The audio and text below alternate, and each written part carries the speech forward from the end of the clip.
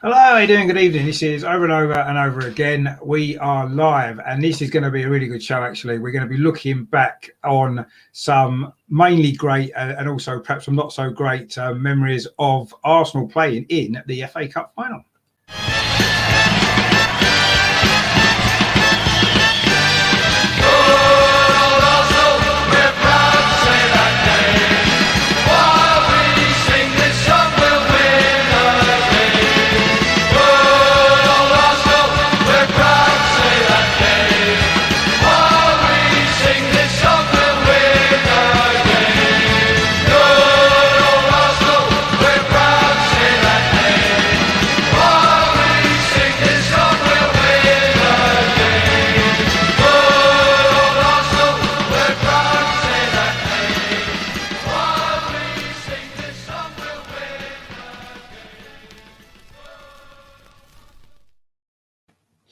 Hello, my name's Richard. Good evening. This is Over and Over Again. And tonight we are going to be looking back on some memories of Arsenal playing in the FA Cup final. Of course, we are the club that's won it the most times out of anybody else in history. Of course, it was FA Cup final weekend. I'm sure most of you guys watched that. Great to see fans back in the stadium as well. But in a way, it made me a little bit jealous, you know, that our win last year, we couldn't be there, obviously, to watch it in the stadium. But we've managed to do that on lots of occasions in recent years and going back a bit further. And this is going to be actually the first part of this show. I'm doing another show tomorrow as well with different guests on to go through their memories. So what I will do is, without any further ado, we will get the guest in for tonight, a special guest that's going to be talking about their personal memories of FA Cup finals through the years, obviously involving Arsenal. First of all, of course, he is always on the show. We can't get rid of him. He's grown roots. It is, of course, Melvin. How you doing, Melvin? You all right? Good evening. Fine, thank you. Fine. Actually, I watched the final on the weekend. I'm a bit jealous, really, because we just didn't bother, did we, this year? We sacrificed it for what? Ridiculous. To finish ninth. It was a sacrifice worth making, Melvin, because we finished ninth in the league, which is fine. That's a sacrifice worth making, isn't it? But anyway, exactly. That's for another day. Today we're going to celebrate the greatness of Arsenal's FA Cup history. That's what this is about. But I agree with you completely. Also, as well, coming back again, it's somebody who was on the channel actually when we spoke about the double a couple of weeks ago. He's got some great FA Cup memories, I'm sure. Is, of course, Gary. How you doing, Gary? All right, mate? Evening, all. I'm doing fine, thanks. Looking forward to the show. No, good. It's good to have you back on. What else can I say? I'm looking forward to it. Yeah, no, good. It's going to be good. And also, as well, making up the panel tonight, another great guest. He was actually supposed to come on the show when we were talking about the double, actually. He couldn't get the link to work, but thankfully, he's managed to get the link to work tonight. It's a pleasure to welcome him to the channel. It is, of course, Martin. How you doing, mate? You all right? Yeah, very well indeed, Richard. Thank you for inviting me and looking forward to this show. No problem at all. It's always a pleasure to have you on. I know you've got some great memories as well. So, I mean, I think there's only one place that realistically we can all start with, really, and that is our first FA Cup final of obviously involving Arsenal that we remember. Melvin, if we come to you first, I'm guessing actually with you three, it might well be the same one. I might be wrong, but we'll see. What was your one, Melvin? The 71 Cup final, Liverpool. That was my first cup final I went to. FA Cup final, rather. I went to a couple of cup finals before that, but that was my first one. It was wonderful. Stood behind the goal. Martin would know, my uncle Joey got me a ticket behind the goal, standing. It was fantastic.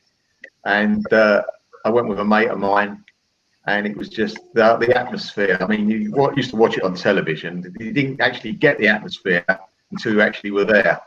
And when the teams come out, I think we had. I'd seen the FA Cup final only once in colour before that. Normally, it's obviously black and white, and to see the Wembley and the green and everything, the colours and the teams come out, it was just wonderful. And it was a wonderful day, and we all know what happened, don't we? It was very hot, but we all know what happened. So great memories. Yeah, that was a fantastic. But that was probably, that was my first final and probably one of my favourites. And we go on to that later. Yeah, I mean, what a great one to start with, really, wasn't it? You know, probably one of the greatest FA Cup finals in our history when you look at how significant it went. I know, obviously, we did speak at length about this, obviously, a few weeks ago to commemorate the 50th anniversary. But, I mean, you can never talk too much about great moments in Arsenal's history, I suppose. I mean, Gary, was that your first final as well, or did you manage to sneak into an earlier one maybe when you was a baby? No. Arsenal Liverpool 71 was my first one. I've been to all the Arsenal finals, FA Cup finals, except for the last one against Chelsea. Obviously, we couldn't go with that, could we, because of the COVID and that. But I've been to all the others, and that was my first one, Arsenal Liverpool. Got great memories of that day. You know, it's fantastic. I remember when people were queuing up to get the tickets. There was a great big queue, and you had the forms, you know, with the vouchers in. And people was walking down the line saying, anyone want to swap a number 12 for a 14 and all this? And I was talking to the David Miles, and he said in the box office, like people was altering the like a 3 to an 8, you know, to try with a felt pen. I was that desperate to try and get the vouchers to get the tickets, you know. That's quite an interesting thing. They don't do that anymore, obviously. No, you know, how many away credits you got. But, I can remember doing that. Yeah. No, fantastic. Yeah. Did you have all the vouchers then? I'm assuming you must have done. Yeah, got all the vouchers. Fantastic. Thank God. Yeah, well, yeah, exactly, because a lot of people probably did. And Martin, yourself, what was your first? Was that your first FA Cup final as well? It was the first one that I attended, but my first memory of a cup final was 1952, 6 years old. I wasn't at the game, obviously. And I listened on the radio with the whole group of us kids, and one of my friends' homes. And it was her. I'm sure you all know your history. We lost to Newcastle 1-0. We played 70 minutes with 10 men. That was long before substitutes were allowed. Fullback Wally Barnes had injured his knee and just stood on the wing for the rest of the game, and they put up a fantastic, heroic performance, which they actually got more praise than Newcastle for winning the cup, for the way they battled very valiantly. And I was in tears at the end of it. So that's my first cup final memory. And of course, like the other guys, I had to wait for 1971 for our next appearance in the cup final. And I've got loads of memories of that, apart from the obvious ones. And I was lucky enough, I have to get it in, Gary would know because he's interviewed me, lucky enough to celebrate with the team again in the change rooms like I did at White Hart Lane. So always a special memory. And the story with that, by the way, is that I was enjoying myself, thanks from the cup. And then Bertie Mee came back to the changing room. I think he'd been doing his press conferences. He spotted me there, and he called the stewards to evict me. And the reason for that is quite clearly, it was a few years earlier, probably about 2 or 3 years before. I was at an Arsenal AGM, and I gave him quite a torrid time with my questioning. And understandably, he wasn't forgiving me, but it didn't matter one bit. We just won the double. I was absolutely ecstatic, and it was, a fantastic experience. So yeah, I mean, how can we're talking about cup finals and maybe which was our best one or favourite one. Before coming on, I had a quick Google and I wrote down all the finals that we've been in since 1952. And for me, great memories of lots of others. Disappointments along the way, big disappointments, but that one has to be the greatest, of course. And also, not just because it was a double, because all of us of my kind of generation had to wait 19 years to get to a cup final. And as a youngster, as a child, I never believed I'd ever see Arsenal win an FA Cup final. I just didn't think it would happen, like a dream. So notwithstanding everything that was at stake there, and I mean in the double, let's say, and that we just won the league at Tottenham, just to get to the cup final was like momentous.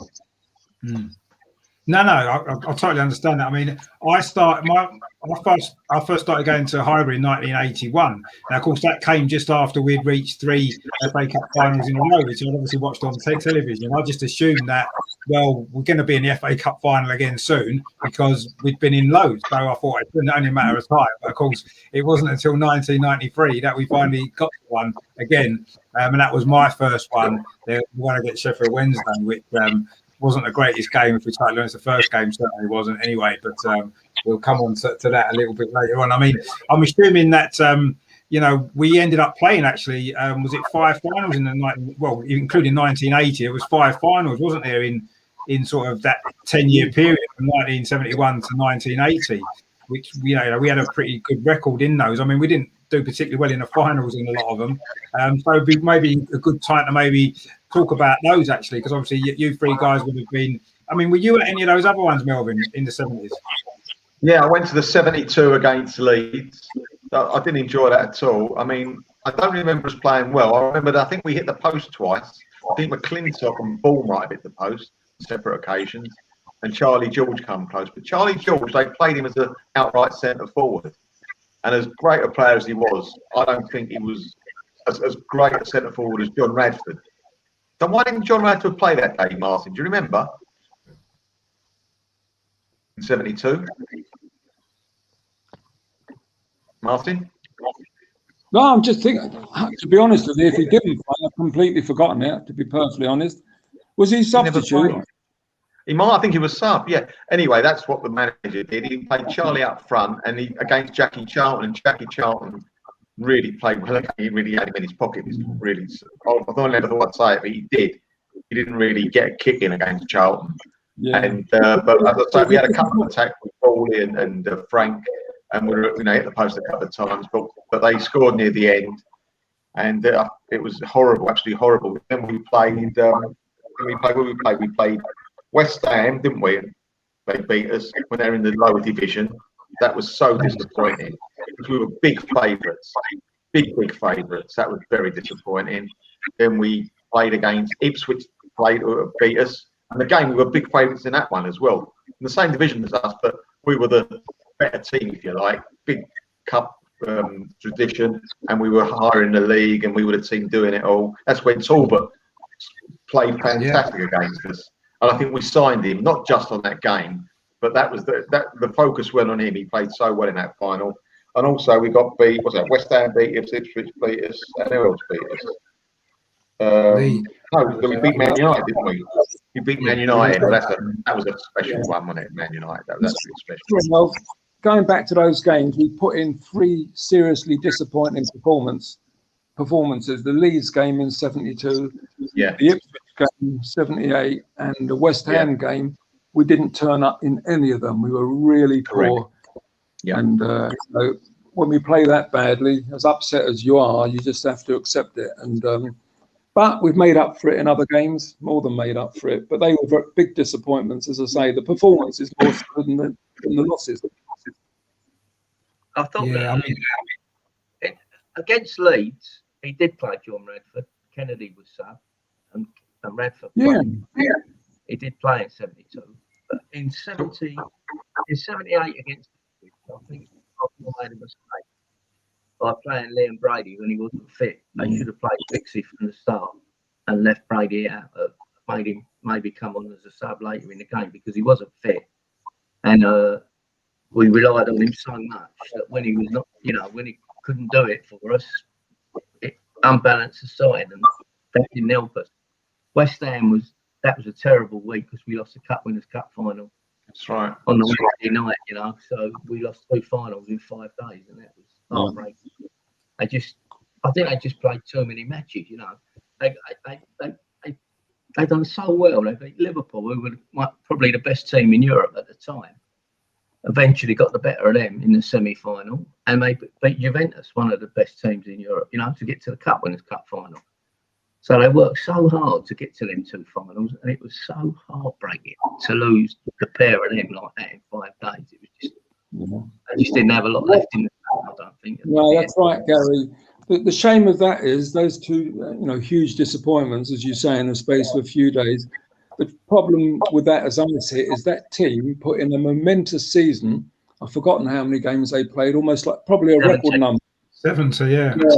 Was that the season that we played Liverpool, 3 times, was it, in the semi-final? 4 times. 4 times. 4 times. 3 players, that's right. The players put in an incredible stint that season, and to finish up with nothing was really heartbreaking. And of course, that team doesn't get the recognition it deserved because they won nothing. That's the way it goes. You know? Yeah. Yeah, I went to Brian- the semi-final. All 70 he played in, Brian Talbot. yeah, he played And with Yeah. 70. after them two finals, we had 2 games left to qualify for Europe, and we managed to beat Wolves, I think, 2-1. And then we got stuffed in the last game away at Hillsborough, 5-0. They were just running Yeah. on. They got Yeah. smashed 5-0. Didn't qualify for Europe, and then Liam Brady went to Italy, so it was a terrible end to the season. Terrible. Yeah, Anyway, that's I these think, things. did he go the end of that season, or was it the following season? No, he went the end of that season. Stapleton went the following season, wasn't it? Stapleton left. Yeah, correct. Yeah. Yeah. I mean, the only sort of saving grace about the 78 final for me was that was the first Arsenal Cup final I remember watching on the telly. And that was when my support of Arsenal kind of started, actually. We seem to have actually lost Martin for a second. I'm sure it's just his signal. I'm sure he'll be back. Because before the game, you see, we used to watch the cup final at home with me mum and my dad and my sister and stuff. And the first one I remember watching was 75 when West Ham beat Fulham. And when it got to 78, obviously it was Arsenal against Ipswich, and we'd always have to pick a team that we wanted to win. And before that game, my mum told me that, you know, when her family had first moved to England just after the war, that they'd actually lived in Islington, Green Lanes, quite close to Highbury. So she said, "Oh, we should support Arsenal today because of that."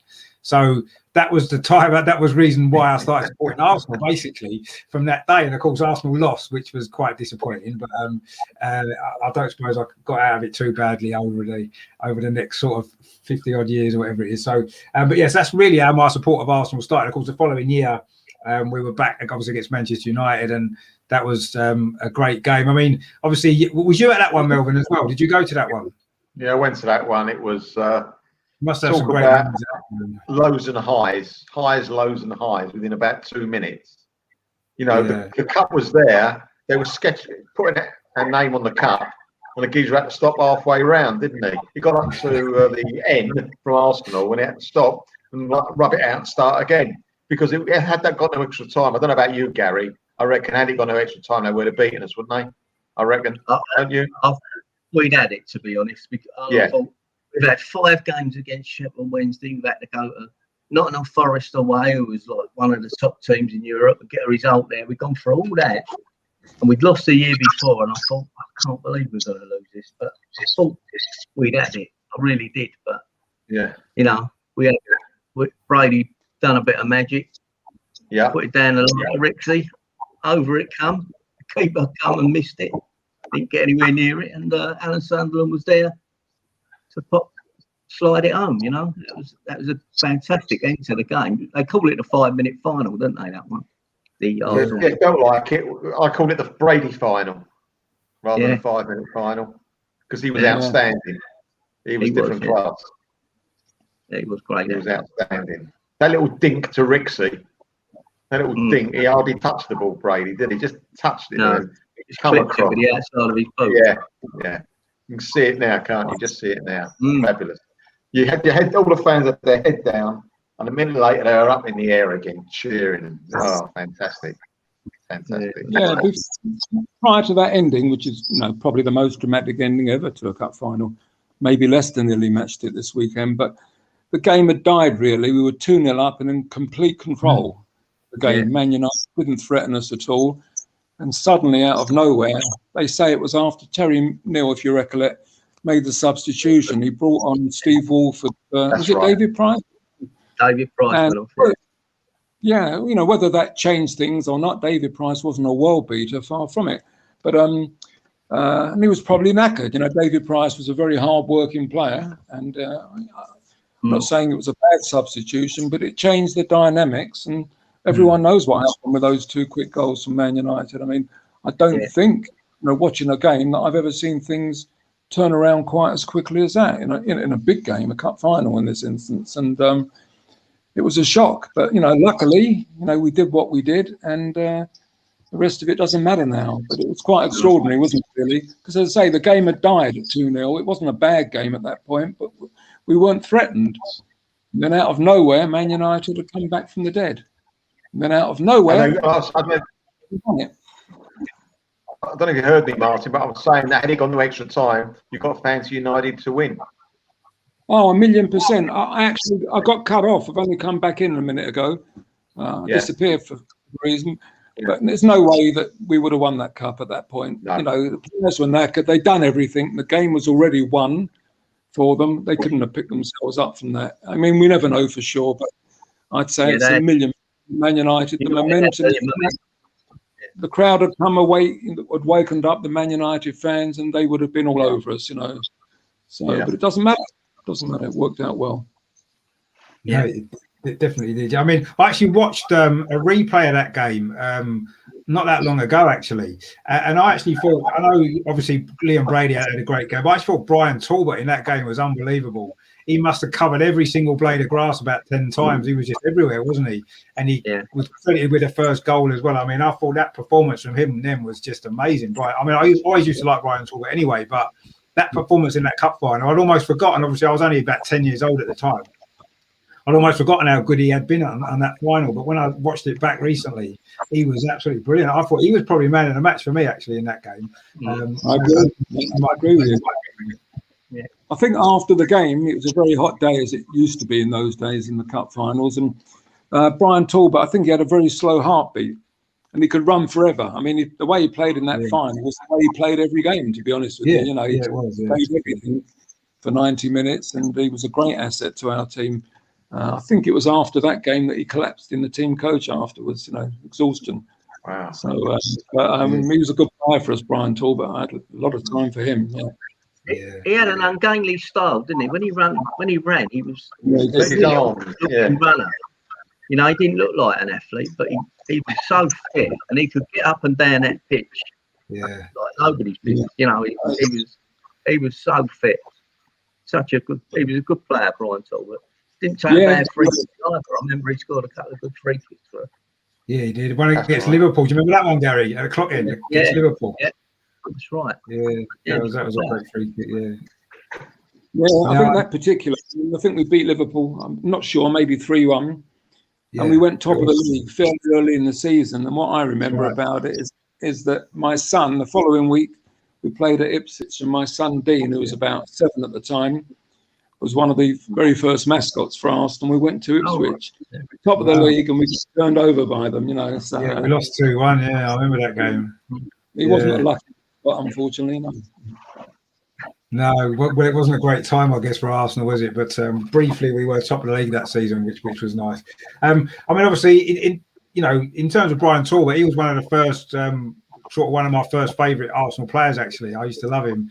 Just for his energy, like you said, he just used to run for 90 minutes, not non-stop, didn't he? He was just unbelievable, really, and he was such a good player. And I say he obviously, for me, I thought he was brilliant in that final. And then, of course, following that final, there was for me probably the worst one of the lot, actually, because I grew up in sort of Romford area, big West Ham area. Everyone I went to school with was West Ham, and the last thing I needed was obviously to lose to them in the final.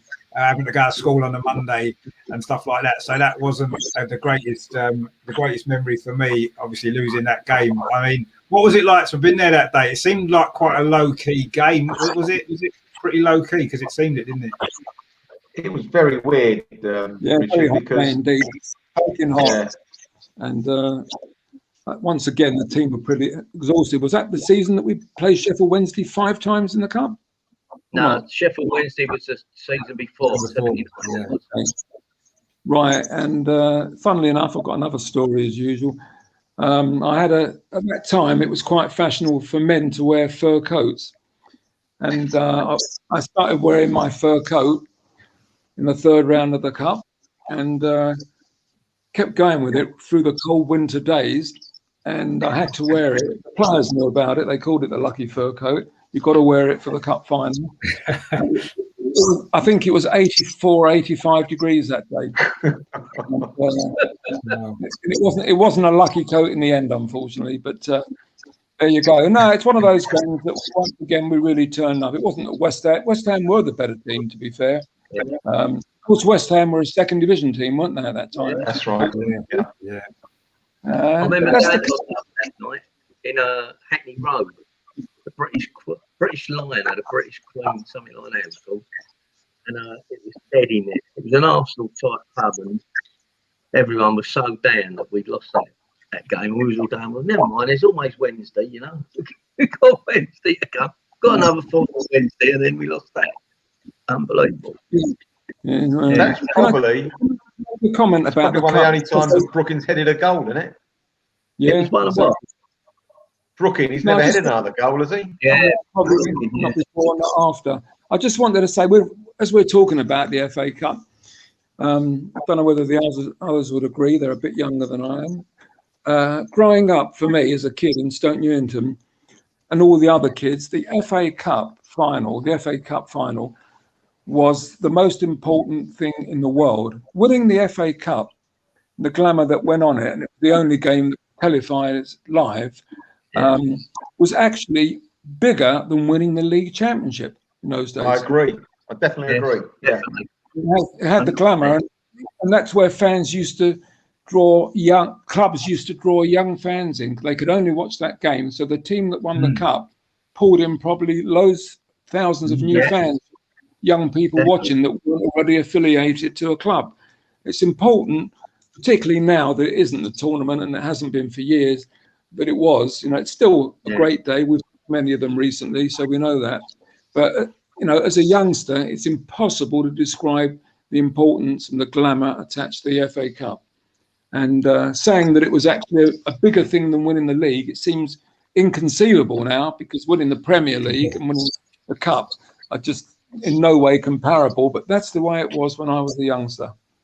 Also, Martin, like people like my mother, for example, she didn't know about other teams. She only knew about the Arsenal because of my father and uncle. But when she used to watch the cup final with us, she knew about the other teams, only the team that's in the cup final. So she'd know about West Ham when they were in it, a lot of bit about them, and Liverpool when they were in it. If I asked her who won the cup that year, she'd know. If I asked her who won the league, she wouldn't have a clue. And it was like that for so many people. Yeah. It was, yeah. The whole country stood still to watch it, didn't they? Yeah. Everyone was glued to the TV and watching it, right from in the morning, watching all the different things they put on, like It's a Knockout and all that they used to have, didn't they? Used to start quite early. And you see the players going on the coach, the helicopter as it goes along, seeing the coach, and interviews with all the players and that before and their wives. Gary and the wives. Yeah, everything. It was a massive. The whole day was devoted to the FA Cup final. The whole day was built around that on ITV and BBC. It was such a great day. It was fantastic. I mean, as Martin said, it was the only show in town, wasn't it? I mean, apart from England, Scotland, I think that was the only live game, unless it was it was great. No, I mean, Martin's dead right, because that was really how I got into liking football, from watching the FA Cup final as a kid. It used to be the biggest day of the year, and it's. I mean, I'm not quite. I don't know whether or not maybe.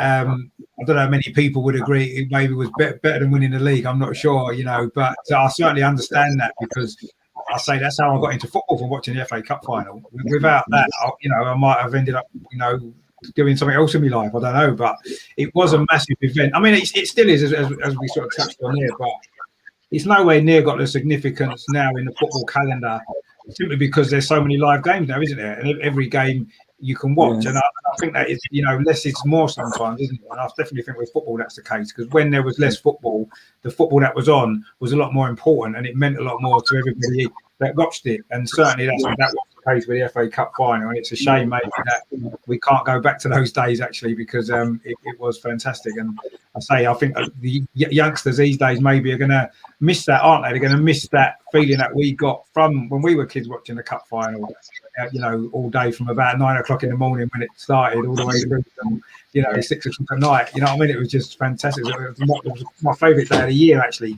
A lot of kids like Christmas and their birthday, but for me, the FA Cup final was the day. That was the day you look forward to every year. So that used to be brilliant. So, I mean, obviously after 1980, we went a long time without getting one, which was, to say, the time I started going to watch Arsenal as well. So that was my luck. 2 semi-finals I saw us lose, which was a bit disappointing. But We'll come on to that a little bit more in a minute. I mean, I want to kind of ask you about your best cup final that you went to, really. I mean, maybe there's a few that spring out in my mind, but let's see, what about you, Melvin? What would be your favourite FA Cup final, sort of best FA Cup final that you went to? It's a bit boring. I got my first one. I'll never forget that. It's had the biggest impact on me. Everything was fantastic. It was just the whole atmosphere. Everything was new to me. And to get that result and Charlie George scoring that goal, as the ball left his foot, I could see the ball. Couldn't actually see the ball. I just thought I couldn't see the ball. I just wanted that net to bulge. I mean, my brain was going, just want to hit. I saw that net shudder, and that was it. We're all up in the air with the rest of the crowd. It was fantastic. It was fantastic. It was like in another world. Actually, you forgot where you were or whatever. You just like taken up the whole situation. It was just fan, and it's a great end to a season. Because I went to all the league games at home and quite a few of the away games, not all, but a lot of the cup matches away as well. And it was like a culmination of the whole thing coming to a head. That minute that Charlie put the ball in the net, it was just a fantastic thing that I'll never ever forget. So that for me is it. I've been to some great cup finals with Arsenal, don't get me wrong, but for me, that's top of my tree. Can I just make one or two comments about that one? It was a boiling hot day, again, boiling hot day. I think people forget how well Arsenal played that day. They should have they were much the better team. It was a very strong Liverpool team, as it usually was. Then they missed two great chances, a header from George Armstrong and a Ray Kennedy scuffed a very simple chance wide. We were much the better team, in my opinion, in that game. I don't think we ever got enough credit for our performance, to be truthful with you. That's fair. That's fair. And, to finish up that season, beating Tottenham the way that we did, which was an incredible performance from our team that night, holding their nerve and not putting a foot wrong, to putting in a strong performance 6 days later in a boiling hot Wembley Stadium. I honestly don't think our double team ever got enough credit for what they achieved that year. They did from us, but so fuck all the others. To be honest, I don't think any of our successful teams have got credit they deserve from elsewhere, actually, in history, not in my lifetime. And I think that seems to be the case for all of them. But obviously, I don't really know what the situation was like in 71. I mean, Martin, would that be your favourite cup final then? Or maybe has there been others that you've maybe enjoyed more? No, going back to what I said earlier, as a young boy and a teenager and a young man, I just couldn't imagine seeing Arsenal playing the cup final. They actually barely got close to it. I remember 1953, which was the Stanley Matthews Cup final, but we lost the 6th round to Blackpool at Highbury, and which broke my heart, of course. But they never got close to it. Arsenal, they never got to a semi-final. Before the double season, they didn't get close. And, I thought I'd never in my life would I ever see Arsenal play at Wembley and win an FA Cup final. And it was, as I say, from 52 to 71, 19 years. And that in itself made it a match of such great importance. And, achieving what we did that day with the double, it's hard to better it. But there have been, other outstanding ones as well, obviously. But I think same as Melvin would agree. I think he's already alluded to it. That was just something else. And I think I've seen 17 finals in total. And wow, that's the one. Fantastic. Well, what about yourself, Gary? Would that be your number one as well, or maybe a different one perhaps for you? Because obviously you said you've been to them all, so there's a lot to choose from. Since 71, including 71. I think every time we've won it, it's a special thing to win the cup. Yeah. Liverpool and Arsenal 71 was probably my greatest memory, but I also enjoyed 79 as well, because the way we won it. And I think one of the later finals that I really was an important one, a big win, was when we beat Hull, because we'd gone 9 years without winning anything then. And that we was 2-0 down, could have been 3-0 down if you remember. Kieran one off the line. I think if we'd gone 3-0, I think we might not have come back. But then Santi Cazorla got that cracking free kick, and that was it. And we finally won, and the atmosphere satisfying thing, because I felt felt it was nice for Arsene Wenger because we'd gone so long without winning something, you know. That was nice. That was a nice day out. And when we the couple of times we 3 times we beat Chelsea, I've enjoyed them as well. I always remember the commentary, you know, with the fan zone thing where Bradley Walsh was with Tim Lovejoy, and Tim Lovejoy said, "Oh, it's only Ray Parlour," and he unleashed a cracking shot, didn't he, right in the corner of the net, top corner. Yeah. That was fantastic as well. There's been some great, but they're all special. Winning the cup is a special thing. I mean, we're lucky as Arsenal fans because we've seen them win the cup more than anybody else. I mean, you know, when you think about it. I mean, that day, I remember that day against Hull. I was sitting next to an old boy, and he was a really nice old boy. And I said to him, "How old are you?" And he was about 90 years old, I think. I said, "When was your first ever FA Cup final for Arsenal?" And he went against Sheffield United in 1936 when Ted Drake. Wow. That's how long he'd been going. And I took a photograph of him and I put it on Twitter. I said, "This bloke's first final was 1936 and all that." And a lot of people knew him. His name was Ernie Crouch. And I love that name. In the supporters club, they knew him and that, like, you know. And didn't he die a couple of years ago? What happened? I said to him, you know, you still go to all the games. He said, "Yeah, I'll go home and away," like, you know. He said, but about a year later, he was waiting for a bus to go to Arsenal. And it was very slight, you know, not a lot of him. And it was a really strong wind, and it blew him into the road, and a bus come along and ran him over. I think that's what happened. I remember the story. It was really sad, and I remember I took a photo of him that day, and the club used that photograph and put it up on the big screen, you know, because they mentioned him, like, you know, in the programme and everything else. Had it up on the screen. But that was I always remember that day because I met him, like, you know, there. I mean, I didn't know who he was before then. Just got chatting to him, you know. He was sitting next to me. Very nice man. Going back to that cup final, I agree with you very much, Gary. You know, that was one of the, although it was only Hull, that was one of our best cup finals because once again we hadn't won anything with Wenger. What was it, 9 years? Hadn't won anything at all at that point. 2-0 down, as you said, nearly 3-0, and coming back made it a really memorable occasion. And of course, it's the cup final, and Arsene Wenger should have turned it in afterwards. I might not agree with that. But the other thing is in my opinion, the winning goal from Aaron Ramsey.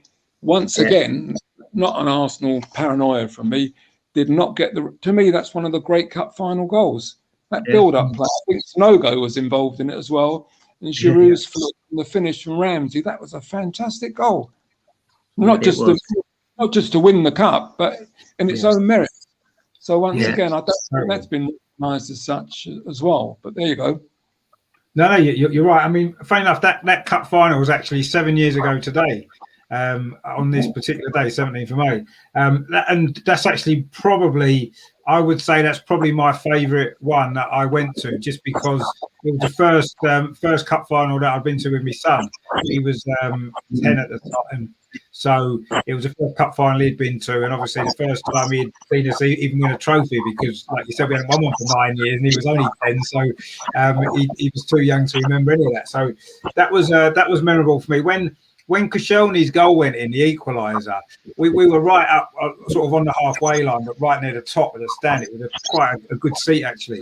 And when the Koscielny goal went in, obviously everyone was going mad and jumping around, and it took me a couple of minutes to sort of realise. I'm thinking, where's he gone? He said I couldn't find him, and he'd gone. It was about like 20 flights of stairs further down, underneath a pile of other people that were just jumping about. It was brilliant. And he just enjoyed it so much. And even now, you know, he still talks about that game, you know, 7 years later, and I think he'll always remember it. And it was, for me, great memory. That probably made it the best one for me, you know, sharing it with him, you know, even probably more so than the 93 one, which was obviously the first time I've seen us actually win the cup in the replay. But I think 2014 probably just about tops that for me. That's probably my favourite one for that reason more than anything. And it was a great game as well, let's be honest. I mean, to come back from 2 down. No one had done that in the FA Cup finals, I think, since 1966, I believe, 2-0 down. And won the cup.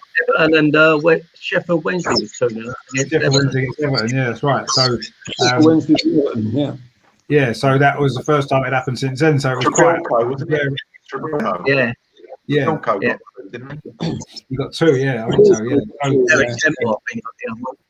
Yeah, it was quite an historic kind of occasion as well for that reason, because it's not been done since either. So that's only been done twice in, however many years that's we've got 50 or 52 years. So, that was a great occasion for me. 98 was a big one for me because that was my son's first time at a cup final, FA Cup final. Yeah. And we beat Newcastle 2-0 and won the double. So both my son and me both see Arsenal win the double on our first ever FA Cup final. So that was nice. That was a nice memory. Yeah, brilliant. No, that was Jerome's first cup final with me. My son, his first time.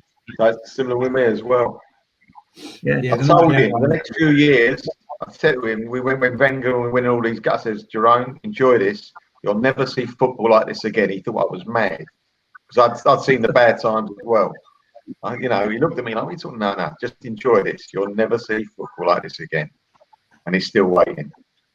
Yeah, we're all still waiting, Melvin. We're all still waiting. But yeah, I'm not sure we ever will, if I'm totally honest. I agree with you. I mean, some of the football we play. But yeah, I mean, obviously, 98 was memorable for the fact that obviously it was the first time I'd seen us win the double. I went to nearly every game that season as well, home and away. So that season means a lot to me personally as well, to have witnessed us winning the league, the first Premier League title ever that we'd won, and to win the FA Cup as well. That was good. I don't know. I felt that final. I didn't feel as though I enjoyed that final particularly. I don't know whether because of the stress or it wasn't a fantastic game, was it? It was a good game, but it wasn't exciting, was it? We got the early goal with Overmars, and then I never felt we would lose. So there wasn't that maybe tension and stress that maybe some other cup finals we've had to go through.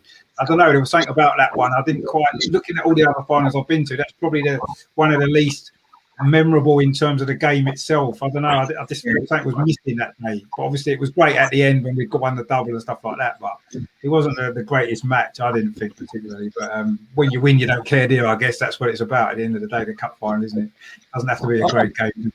Richard, I call that one the Ray Parlour Cup final. He was sensational that day. He was brilliant, yeah. He was good, yeah. Yeah, he was, again, a bit like the Brian Talbot from 79. He was everywhere, wasn't he? He covered every single blade of grass. And he was unlucky not to score. Didn't he hit the post or the bar or something, didn't he, in that game? Yeah. No, listen, I'm a big fan of Ray Parlour's in his whole career. I'm sure we probably all are. But that probably was his best ever performance. And, that's what I think we could do with lads like Ray Parlour now, couldn't we? With his attitude and work. And, of course, had a lot more ability than he was given credit for. And big credit to Arsene Wenger. He developed his game. When he came to the club, he did well under George Graham, but under Wenger, he really blossomed. And, to me, he's one of the Arsenal greats, Ray Parlour. I love him. Yeah, totally agree. He should have played for England more, shouldn't he? Let's be honest. Well, I think it's perhaps, but maybe he deserved more. Yeah. Didn't he go? That jury wanted to see him, Eileen Jury, who was the and he said, "I'll have a short back and sides." Yeah. And Glenn Hoddle said, "You're mocking her faith or whatever, or his faith," and that was it. He never picked him again after that. No, he didn't. No. And he had a fantastic season in '98. He should have gone to the World Cup, really. Yeah, he should have done. Yeah, he had a great season that year. I say he was man of the match in the cup final as well. And he definitely should have gone to that. He just goes to show, doesn't it? When you're a football manager, especially when you're manager of England, you've got to put your personal feelings aside. You've got to pick the best players, haven't you? And unfortunately, a series of England managers haven't done that, which is why we've not won anything for such a long time, I guess. But that was a strange one, I suppose. Gary's right what he said before. There has been so many great finals that we've been in, and every single one that we've won has probably been special. I agree. But if I had to pick one, I'd pick 2014 definitely. If we move maybe on to the best cup final goals that we've seen, Again, there's a whole long list of them. We've scored 31 FA Cup final goals in our history, and a lot of those have been in more recent years as well. So there's a lot to choose from. I mean, Melvin, what would be your kind of maybe you could not just one necessarily, maybe two or three that maybe stick in your head as being the most memorable goals from the cup finals? Apart from the ones I've already mentioned, I think the one you've just mentioned, Ray Parler's against the Chelsea, and Lundberg's as well, where I still don't know how he managed to get from the halfway line, go past Terry or shoving Terry out of the way, who's twice the size of him, and place it and just curl it in the net. So I think from that game, those two goals I thought were fabulous goals, both of them. And I think they deserve on their own merits to win the cup for Arsenal. Those two. They must be favourites, really, apart from the obvious. Well, the most famous ones were probably Charlie's and Alan Sunderland's, but I thought one of the best goals was Sanchez against Alexis Sanchez against Aston Villa. Oh, he gave it a whack, didn't he? An absolute rocket, didn't it? That one. Oh, dear. I'll tell you what, though. Do you not think, Gary, that goal actually for me was better than Tielemans for Leicester at the weekend? But everyone was going on about what a great strike Tielemans was. I thought Sanchez's goal was better than that against Villa. I thought it was. It just come out of nowhere. It was like, there's hardly any backlift. It just went whoosh straight in the net. He was further out as well. He was further out as well, wasn't he? And I just thought that was a much better goal. And yet the way they were going on about Tielemans' goal was that it's the greatest goal in an FA Cup final ever. I'm thinking, hang on a minute, Sanchez's one was only 6 years ago. You've forgotten that one already. Yeah. Well, they always they were both great goals, to be fair. No, they were. Oh, of course they were. No, Tielemans was a great goal, but don't get me wrong. I just felt that Sanchez's one probably was a better strike because of, as Gary said, the way it sort of came out of nothing really, and he just, it was like, wow, where's that come from? And straight it dipped in the top corner, didn't it? Brilliant goal there. I just thought that was one of the best goals I've ever seen in a cup final. Yeah, it was. Yeah. But he was good at Wembley, weren't he, Sanchez? I remember he scored against Reading semi-final. Against Chelsea, didn't he? Chelsea in the City in the semi-final. Chelsea in the final. He scored against Villa in the final. Every time he went to Wembley, he scored one or two. He was a top player, big match player. Yeah, he was. He was one of our. I think he's one of our. He's probably for me probably the greatest player we've had in the Emirates era. Actually, Alexis Sanchez. I just thought he had everything. Yeah, I wouldn't disagree with that. I think going back to some great cup finals as well, beating Chelsea in the more recent ones, the 2-1 victories, I think they were terrific because we were big underdogs in both of them. I don't think our fans fancied us. And then we've got that Mertesacker final, the first one. Mertesacker hadn't played all season. One of the greatest performances in an Arsenal shirt from an individual player that I've ever seen. Correct. Fantastic. Those wins were memorable against Chelsea, those recent ones, Yeah. And we had to play Manchester City to get there in both of them semi-finals. Yeah. We was huge underdogs to beat them. And we beat both times. Yeah. And who scored the winner in that first one? Sanchez again, wasn't it? Who got the goal in that one? Yeah, he did. Yeah. Well, Sanchez, unlike Ozil, was a proper big match player. He was. Yes, he was. He stepped up, didn't he? Yeah. I just thought he was a fantastic footballer, actually, all round. And he's actually one of only, 1, 2, 3, 4. He's one of only 6 players to have scored 2 FA Cup final goals for Arsenal as well. So he deserves a lot of credit for that. Obviously, Ramsey's another one who's got 2 winning goals, actually. The only Arsenal player scored 2 winning goals in different cup finals.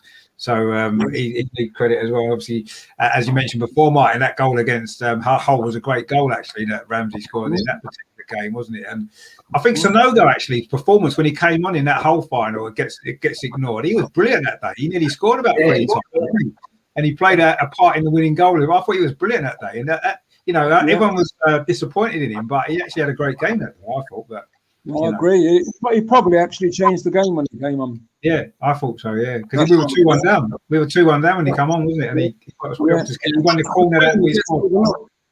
Sonogo's a bit of a Gus Caesar type of figure, but he deserves a lot of recognition for that performance, no question.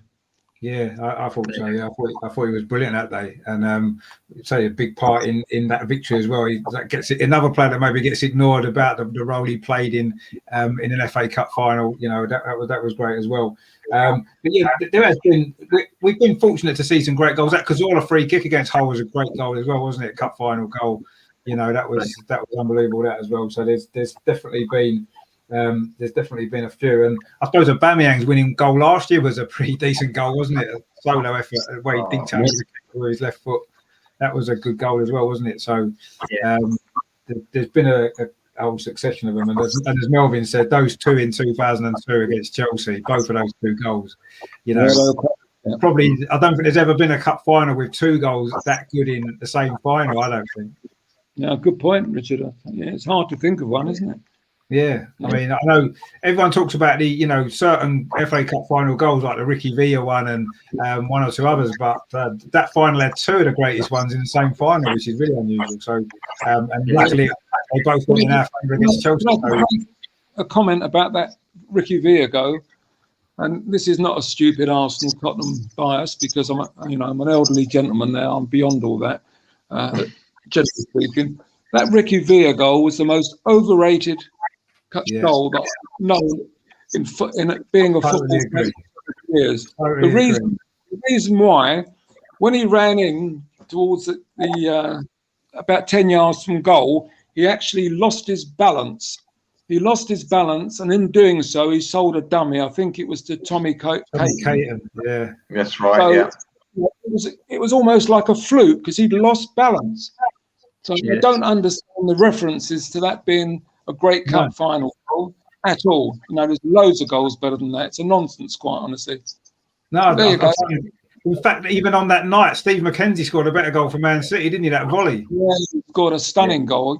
Yeah, because he was on the losing side. That was also one of the absolute great cup final goals. Yeah, shame it wasn't there. Yeah. Yeah, no, that was that. I agree with you about Ricky Villa's goal. Nobody even tackled him anyway, and he was just like going from side to side, like he was skiing. He was falling over. Yeah, he was falling over. Yeah. If you watch it again, like on YouTube, but you'll see that he slightly loses balance, and that's what throws the dummy. Yeah. So have a look at it again. You'll agree with me. Yeah. No, you're probably right. I mean, I never rated that goal much anyway. But yeah, I suppose some of that's probably down to the fact it was a Tottenham player that scored it. But I do agree. It's a bit like that Ryan Giggs goal against us in the semi-final. Nobody tackled him then either. And I think that goal's quite overrated as well for the same reason. It's easy to score when no one tackles you. And David Seaman went down too early as well, by the way, for that goal. So yeah, David Seaman did go down. But talking about that game was reminding me, we're talking about, you know, some great finals and some disappointments.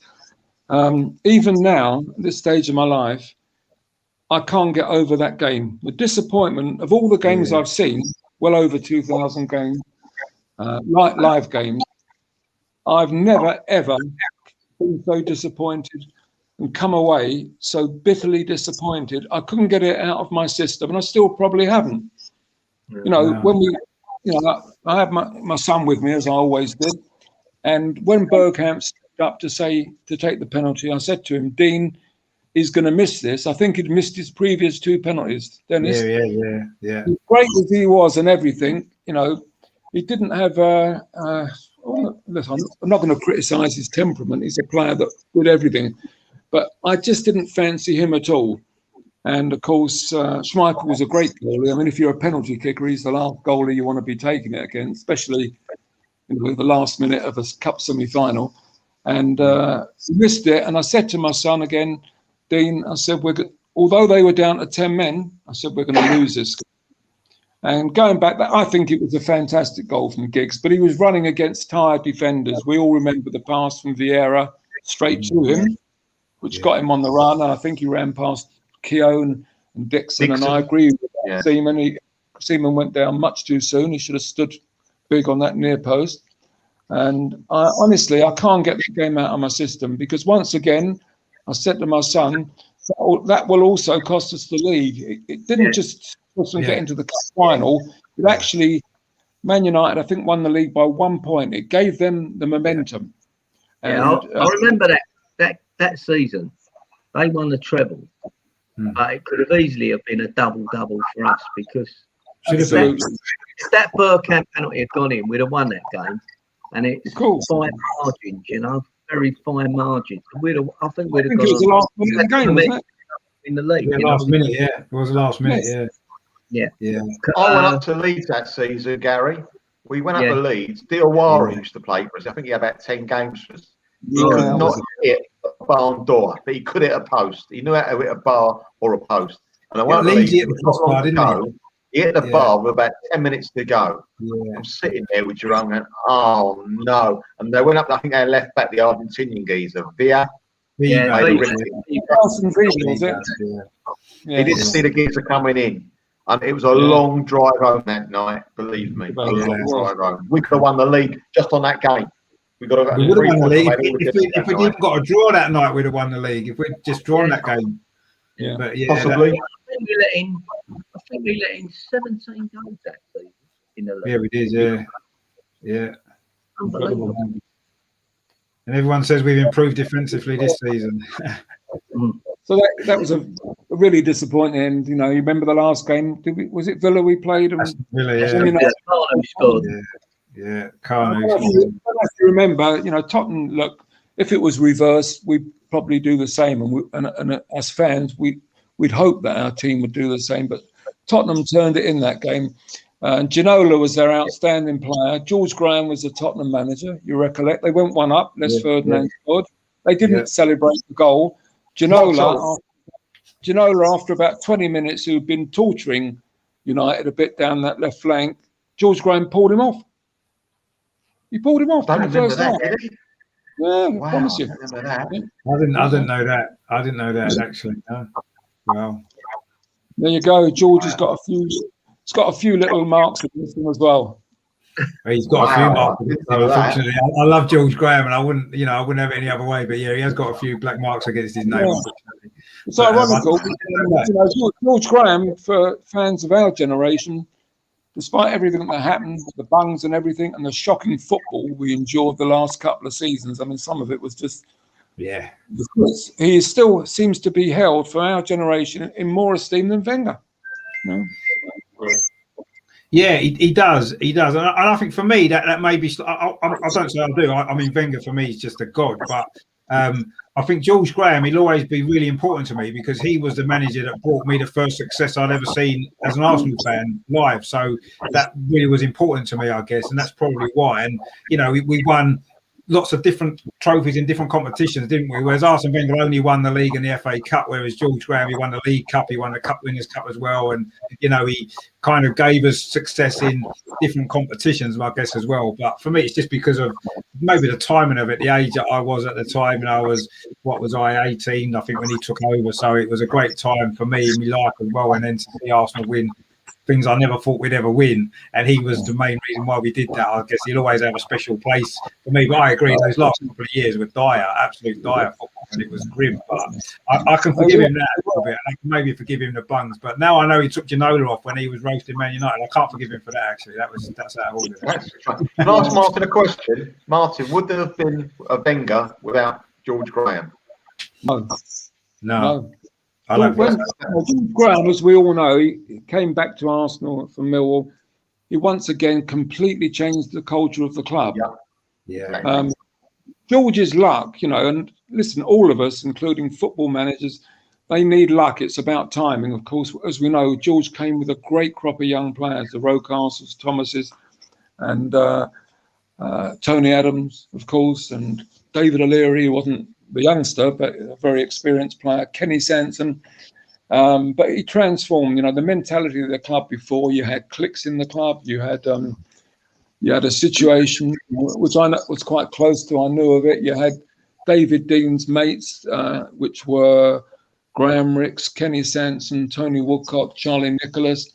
Then you had the serious professionals like Brian Talbot, Pat Jennings, and David O'Leary, who weren't really happy to see, you know, the way the youngsters and David, David did a fantastic job, a really great man in Arsenal's history. But in the early days, he was still a fan. And I actually spoke to him about that. Being me, I've always got something to say because for me, Arsenal was the most important thing in the world. I did actually pick him up on that. mixing, fraternising with the players, and being a director of Arsenal were not compatible. And but George sorted all that out. He knew when he came and took the job, he knew exactly what had been going on there. And he transformed it. And of course, Wenger's luck, George had the luck with that great nucleus of young players who all had Arsenal in the blood. And, Wenger came in, he picked up on that kind of theme that George had left. And he inherited the greatest backline in maybe Football League history, arguably. Yeah. They've got great goalkeeper behind them, other players like Ray Parlour that we've spoken about. And he brought in, the continental touch. And I know you think I'm going to discredit Wenger by saying this, but I've got to say to you, because don't misunderstand me, the years under Wenger, what the football we played, watching Bergkamp, Henry, Perez, all of them, was sensational. But it's a bit of a myth, in my opinion, that Wenger plucked all these great stars from France. The situation was that the great stars that he brought, first of all, Nicolas Anelka for 500 grand was the best, was the outstanding player from Clairefontaine. He was at PSG at the time. If you went over to France, everyone knew that he was an outstanding player. He wasn't plucked from obscurity. Thierry Henry was a World Cup winner. Robert Perez was an established international who'd won the European Championships. Emmanuel Petit and Vieira had big reputations. Vieira had already gone to Italy for a big fee. These were not players that nobody had heard of. I mean, things are different today because we all know what's going on if we're big football fans in the world of football. Those days it was much more insular, so we didn't really know about French players. But, there was nothing special about him buying those players. They were all gilt-edged signings. And he knew the French market so well, didn't he? No one else knew the French market. Those players. What I'm saying, Gary, is if you went over to France and spoke to serious football fans there, they would have known about all those players. They weren't missed. They weren't like, it wasn't like buying Colo Touré, if you know what I mean. Yeah. Get what I mean? They, World Cup winners, European Championship winners, and everything. But anyway, listen, I've got to say, the first 10 years of Wenger were incredible. They were beyond the wildest dreams of any Arsenal fans who, we were associated with dour football and, 1-0 to the Arsenal. That was our reputation historically. And for him to get players in playing in the way that they did was just beyond our wildest dreams. So the George Graham years were great. Big togetherness between the fans and the club with George Graham. You've only got to look at the makeup of the fans when you watch old clips. There was a terrific togetherness. But under Wenger, as I say, I never believed I'd watch an Arsenal team playing the football that we did. And it wasn't just 1 or 2 seasons. It was for 8, 9, 10 years. It was just incredible. And for that, be ever grateful for Arsene Wenger. Yeah, it was probably longer than 10 years. When you think, even towards the end, we still played great football, even though we wasn't as successful. We lost a lot more games towards the end, but the football that we played, even then, towards the end, was still great. Most of it, not all the time, obviously, but the brand of football was still there, wasn't it? The fantastic. Yeah, when you look at football since he's gone, of course, it was even in the last few years, it was. Totally different level, although we were not threatening. But I think the thing with Wenger, the big thing was that it was obvious we were in decline and that other coaches had surpassed him by a distance, young modern coaches, and he couldn't compete with them. And as a consequence, for 5 years before he left, I was on his case. Kroenke kept it because the balance sheets were terrific under Wenger. And as soon as we got out of the Champions League and the balance sheets started dipping, they pushed him out. But Wenger, to me, he was an autocrat in the end. I think he was happy to see David Dein go, take complete control. David Dein going was a major reason for Arsenal's decline as well. He was a real crutch and David Dein, being a huge Arsenal fan, he's the only director that really had the passion to want to drive the club forward and bring in the top players. He concluded a lot of the biggest deals for Wenger. Wenger was a ditherer in the transfer market. He was well known for that. David Dein was an action man, and he wanted the best for Arsenal, and he'd go the extra mile to get in players like Sol Campbell. And so that was a big loss. And I just think Wenger should have stepped down years before. Never mind about getting the sack. if you look at the prestige of Arsenal at that time, Arsenal were a really elite club still under Wenger. And, you know, if you look at the other top clubs, including, you know, Real Madrid, Barcelona, Bayern Munich, and Chelsea in the modern years, one bad season of decline, the manager gets the bullet. They don't get 2 seasons, they get 1. But Kroenke kept going with Wenger because the balance sheets were terrific. And, you know, for me, I was, you know, I only having got to the level that we did as a club and developed the way we did under Wenger, I wanted to retain that. I think as fans, you want to do that. You don't want to see your club dipping. And I think it was obvious for a few years that Wenger was out of his depth. And the humiliations playing against the other top clubs and the top clubs in Europe, the defeats that we had, the embarrassments we suffered, he should have gone years before. I'm sorry, I can't, you know, I can't say anything different. So I've told you how I am, but you know, it left a bitter taste for me in the end, to be honest with you. Wenger staying on there. Hull City was the time. Go out a hero. That was your moment. And don't forget, at that time, with the prestige the club was still in, say 2014, we could have got the top managers in, like the Klopps and the Guardiolas. Big attraction, Arsenal. Being in London, another big attraction for these guys. We could have got the top managers in and not have to bring in an inexperienced, untried manager or a manager that couldn't even speak English, you know. And that's where it left us. I predicted that it'd take Arsenal years to recover from the situation with Wenger staying on in that club, overstaying. And that's where we are at the moment, I'm sad to say. We're light years away from catching up with the elite clubs now. Yeah. No, I mean, you can't really lose too much, you know. No, I agree with you. I mean, it is a shame that Wenger's last few years, I wouldn't necessarily say it's tarnished what he brought us, but maybe there's that little aftertaste that isn't very nice. And it's a shame that that kind of happened, really, because, you know, Arsene Wenger rightly should have a statue at the stadium and he should be regarded as one of the most important figures in Arsenal's history, alongside people like Herbert Chapman. And I think he is.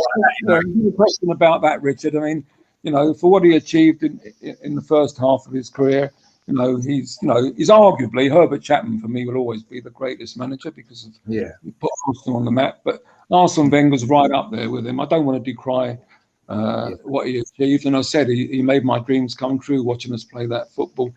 But for me, it has left a bitter taste, and I find it very difficult to forgive him for staying on. And he was an autocrat. He couldn't take. He wouldn't even ask other people for opinions, really. And he had Pat Rice there, bless him, all those years. Now, bless Pat, he's a yes man. He needed Steve Bold. You saw him sitting there for 4 or 5 years. He didn't open his mouth. You couldn't challenge Wenger. Wenger needed somebody like Alex Ferguson had. He'd keep bringing in fresh coaches. He'd let them take the training, which was fine. I didn't mind Wenger taking the training, but he'd bring in new coaches every year, every 2 years, freshen it up. He'd give those coaches their head. He'd seek their input. Wenger wouldn't do any of that, and that's why he failed at the end. I think he was a bit of a control freak, Wenger. He wanted to run everything, not just. Absolutely. Well, he did. Yeah, he did, Gary. He didn't just want to. He succeeded. Yeah. Yeah. No, it is a shame, really. But like you said, I mean, he brought us things that we could never have imagined, and I suppose that for me will always override the negative side of it at the end. I suppose, really, just because of all the great stuff that we witnessed. Obviously, he won the most FA Cups, didn't he? Talking about the FA Cups, the most in any manager in history. So. He certainly liked that competition, didn't he? If nothing else, even at the end, he still won a few, didn't he, in his last few years, bless him. Oh, I should say, yeah. We was lucky to have both of them. We had George and then we had Arsene. We couldn't have had 2 better managers, really. They both done brilliant for us. No, exactly. Unfortunately, every manager seems to have a shelf life, You get but while I'm fond after. Eventually, they get fed up with the same voice. You know what I mean? That's why he should have. Wenger would have been better, as Martin said, to have brought in new coaches, and the players would have responded better. But they knew, the drill so well, and that you need to freshen it up. It's like the team, you can't keep on with the same players. You've got to freshen it up and change it all the time. And I think they just, they just. lost both of them, lost their way a bit in the end, George and Arsenal. Yeah, I think with Wenger, you know, this culture that we're still suffering from now, this soft touch. He had a lot of very good players there, but why did those players stay for a team that clearly, and under a manager that clearly wasn't going to challenge the elite? They stayed because they had super contracts, probably 30, 40, 50% more than they could get at other clubs. And for that reason, they stayed, knowing full well that Arsenal were not going to be serious challengers in the Premier League and in Europe.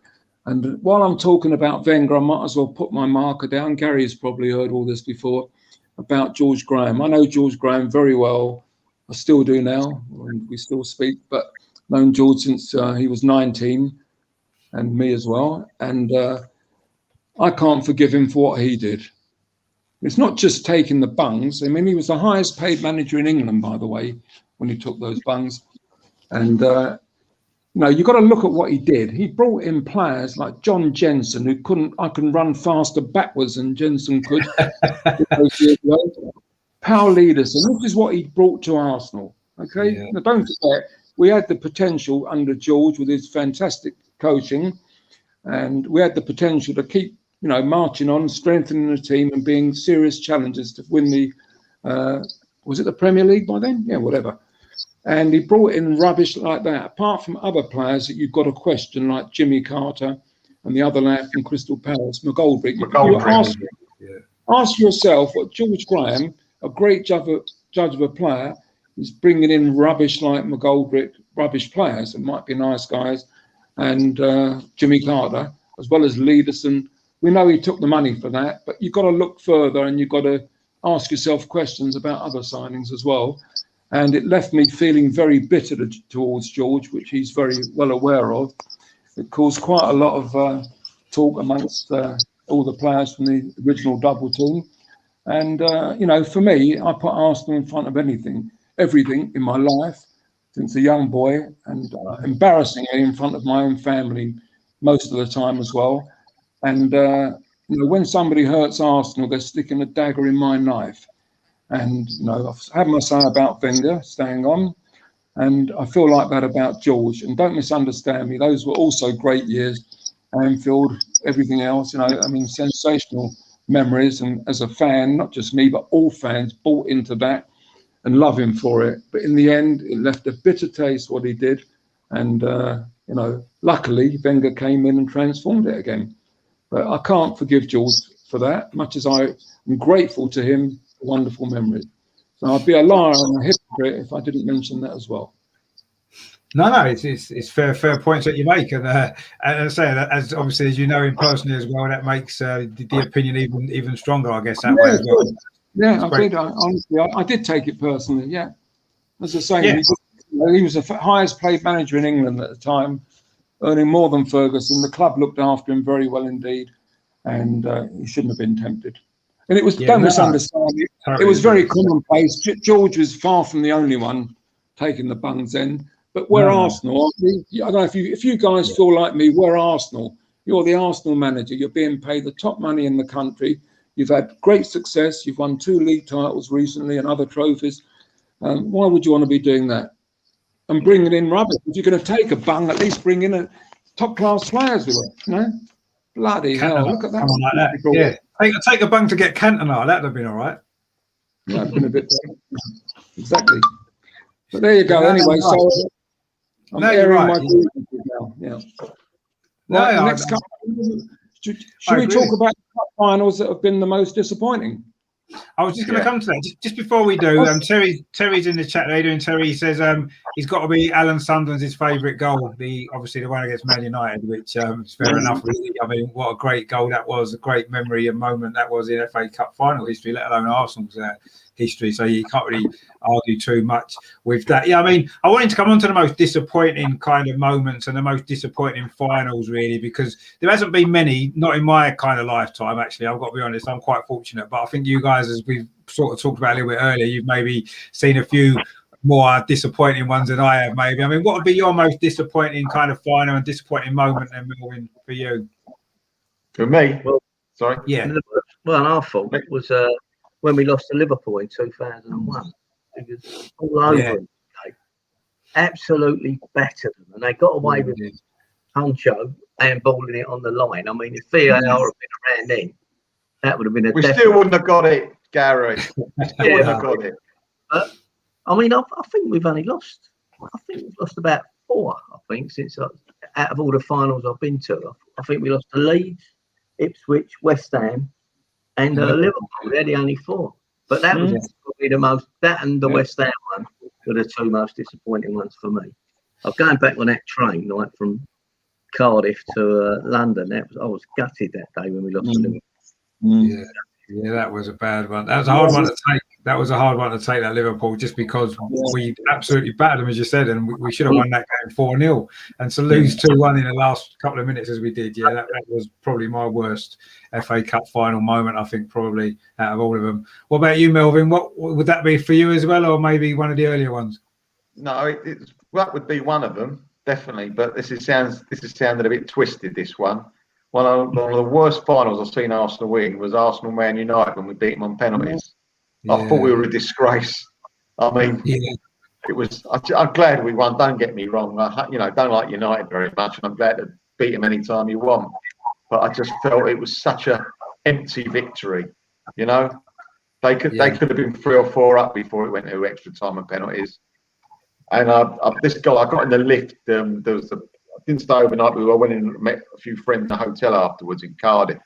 I got in the lift, and some guy goes, "Good final, eh?" I go, "No, it was crap." And I didn't realise who it was to look at. It was Adrian Durham of TalkSport or something. I can't stand him. I knew I was giving him a bit as well. But it was, to me, it was hollow, that victory. And I love Arsenal, but it was a hollow victory for a cup final. It's just in reverse the Liverpool one, really, isn't it, I guess? Yeah, exactly. Melvin, I came back. I'm listening to what you're saying. I understand it. When I got back on the coach that I came up on for that game, everybody came on that coach looking like we'd just been beaten 5-0 in the cup final. I was ecstatic. Really? Yeah, of course they were. They should have beaten us 4 or 5-0. I was absolutely ecstatic. And like Richard just alluded to, exactly, that's what I was saying to the guys on the coach. Hang on a minute. Do you want it to be like the Liverpool game a few years ago? Yeah, true. Blind. We won the cup. Our biggest rivals, Manchester United. The fact that they should have murdered us. Don't forget, we didn't have Thierry Henry that day as well, by the way. Right, yeah, he was injured. We stayed up front and really didn't get a kick. But we just won the cup. We beat Man United. I was ecstatic. The others that were going to a funeral. So much as I understand what you're saying, Melvin, I don't understand it. To me, football's only, if you check the history books, it's only about looking at winners. It doesn't matter how you won it. Fair comment. I've just been honest how I felt at the time. It's never a bad thing to beat Man United in an FA Cup final, is it? No matter how you do it. Yeah. No, exactly that. But I must admit, though, it was kind of mixed feelings, that one for me, because it was a really, really poor game, and we were really, really poor on the day as well. And but I did think at the time actually that it was kind of revenge for the Liverpool game, which we should have won 4-0. We should have lost that one 4-0, and maybe that's the way it should have been. But history, as you said, Martin, there, history kind of shows who won what game, and that's the way it worked out. So I definitely took Man United one all day long. I'd have took winning on penalties, playing poorly at every single cup final we ever been in history. But it was a poor game. It was a long trip. It was a really poor game, but we won, and I suppose that kind of. I remember that was the only time an Arsenal player, I think, got sent off in an FA Cup final. When Reyes, wasn't it? Jose Reyes got sent off. Yeah, he did. Vieira's last kick for the game for Arsenal, and it was it was his last ever kick for the Arsenal. So it was a nice way for him to go out. It was, and it was. I suppose the penalty shootout was the best thing about that game, if we're totally honest. Because that was quite exciting. But the rest of the game, I don't really remember too much about it, other than I think Ronaldo may have hit the woodwork or something, didn't he, during that game? And I think Rooney went close a couple of times. Yeah, I mean, we were fortunate, but the way it goes, isn't it? I say it's kind of a little bit of a revenge for the Liverpool one, perhaps. But that was a disappointing game. Definitely, it wasn't a disappointing result, obviously. I mean, 5 penalties were brilliant, weren't they? All 5 of them. Yeah, they were. Yeah, they were. That was. In fact, 9 of the 10 penalties were brilliant, weren't they? From both teams. It was only that one from Paul Scholes, which just slightly too close to Lehman, and he saved it. That was the only disappointing penalty, really, which was good.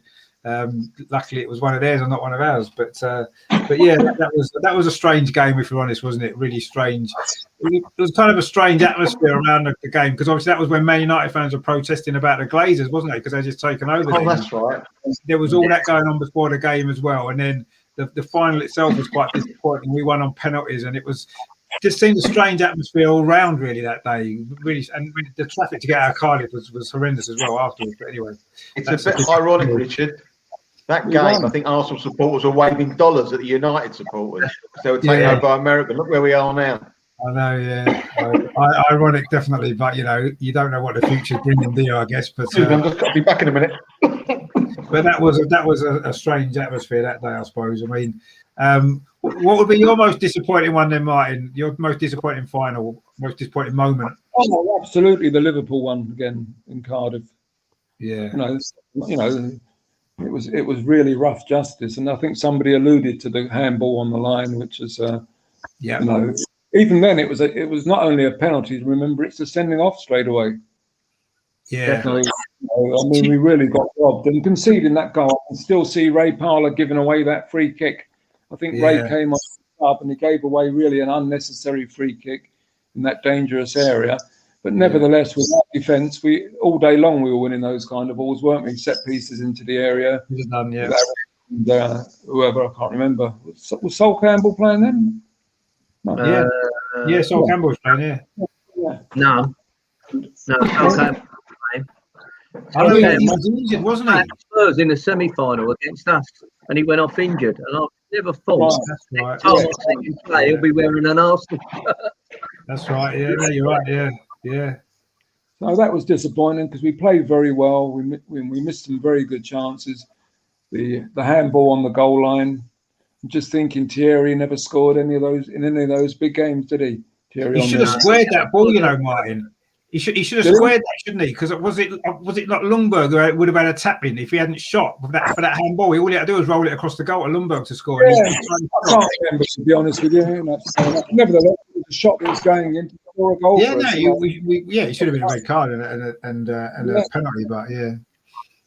So that one, I mean, the other disappointments are because I think I alluded to them earlier. The games, the West Ham, Ipswich game, and one other one that we didn't turn up, and actually another one that really, another horrendous cup final performance, the worst one probably of the whole lot, was the first game against Sheffield Wednesday before we won that replay. Yeah, I mean, that was a poor game actually.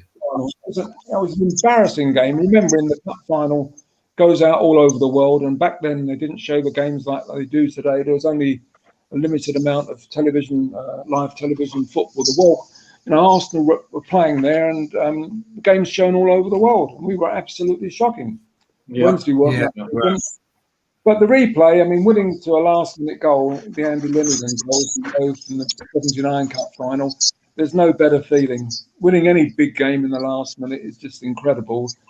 And Linnigan, of course, I'm delighted for him because Mark Bright should have been sent off. I think, was it in the first half? Oh, he done an elbow, didn't he? Yeah, broke his nose, didn't he? Broke his nose.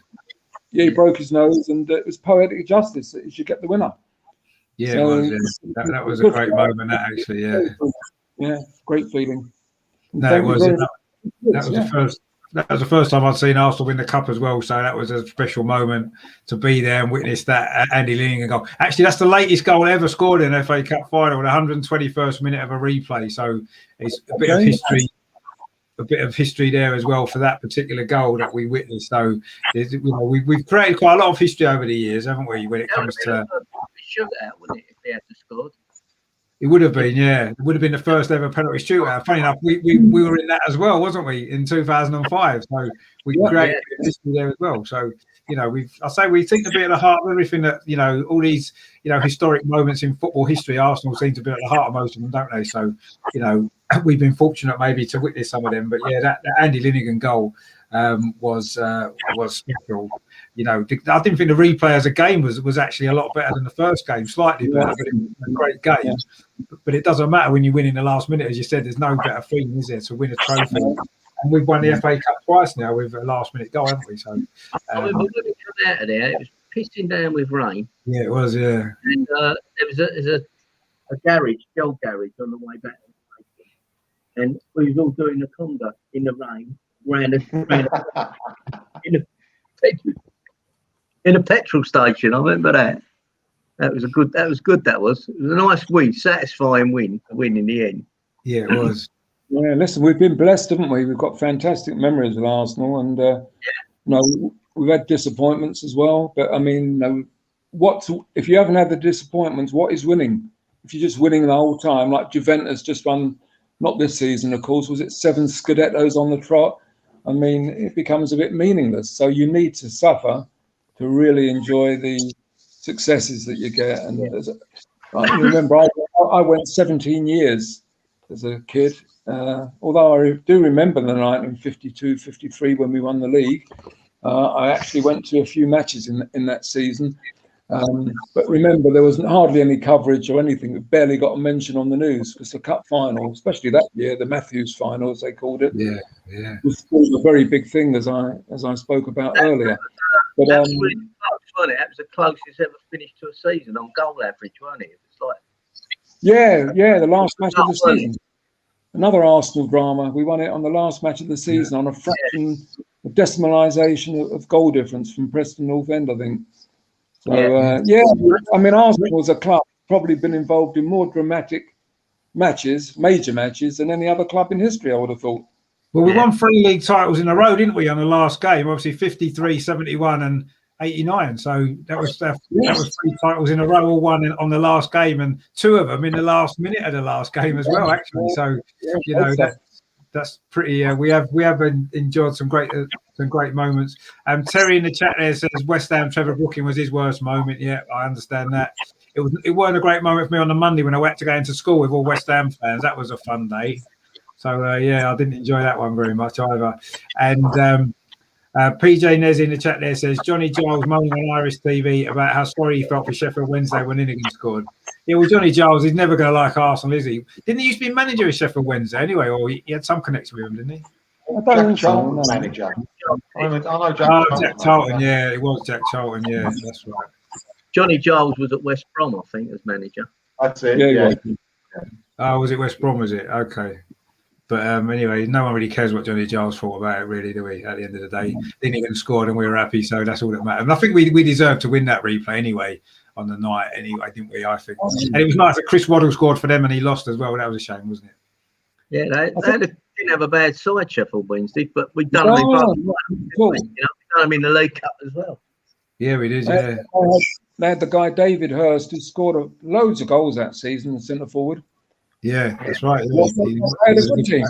You know, I mean, of course, we played them in the League Cup as well. They were very tight games, weren't they? All of them. Yeah, they were. Yeah, no, that was a choice for Wednesday. Yeah. Throwing Steve Morrow that day, and then Tony Adams broke his collarbone, didn't he? But to me, that took the gloss off of it when that happened. You know, we should have been starting our celebrations, running around with the cup. Yeah. And, you know, unfortunately, that was very unlucky, and very, very unlucky for Morrow because he was in absolute agony as well.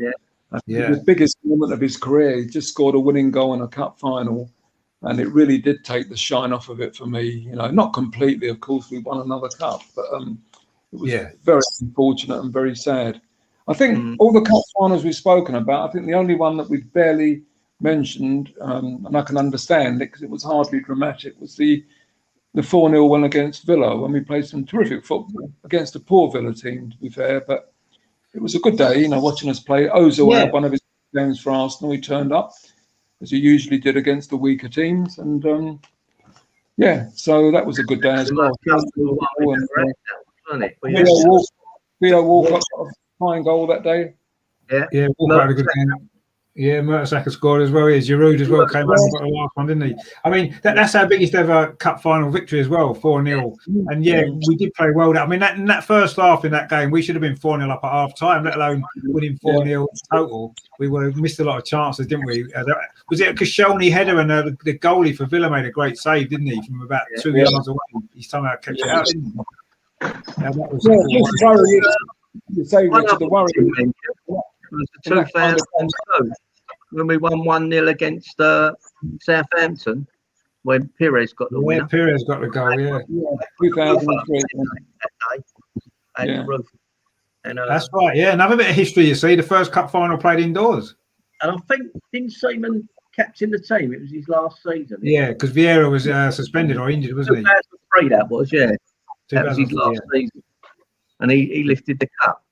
So I think there's only been Dave We were a bit Besson, lucky to win that game. I think we Seaman. were a bit lucky in that final. Yeah. He had a Yeah, good we game. didn't play that well, did we? I think we were still disappointed to have thrown away the league that season. That's why. Yeah, I think there was a hangover, no question about that. Yeah, agreed. Yeah, but we had players to get the job done then, didn't we? Obviously, it was Pires who got the goal, and great defensive performance in the end, saw it through. But yeah, that was the only cup final ever played indoors as well. Actually, so that's another record that we've got. So you can't take it away from us, can you? People say, oh, why are Arsenal included in the Big Six? Why were we included in the European Super League? Because we're the most historic club in England. That's why, one of the most historic clubs in the world. And just because we might be pretty average at the moment on the pitch, we can't take any of that away. We deserve to be considered as one of the biggest clubs in the world still. And talking about moments like this make you realise why, because this is the history that this club's got. And these are the great moments that make Arsenal what it is. And some clubs can have money thrown at them all they like, but they're never going to be able to recreate what we've done as a club in history. So that's what's important for me. Yeah, that's what it's about. Another one going back to 1930. That was the first time the teams come out side by side with the managers leading them out. It was, It was the first time that had happened. Yeah, And, we were the first club to have numbered shirts as well, weren't we? Sorry? We were the first club to have numbered shirts as well.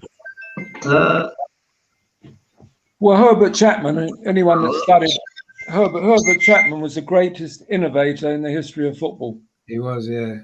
A man who was years ahead of his time. He was just incredible.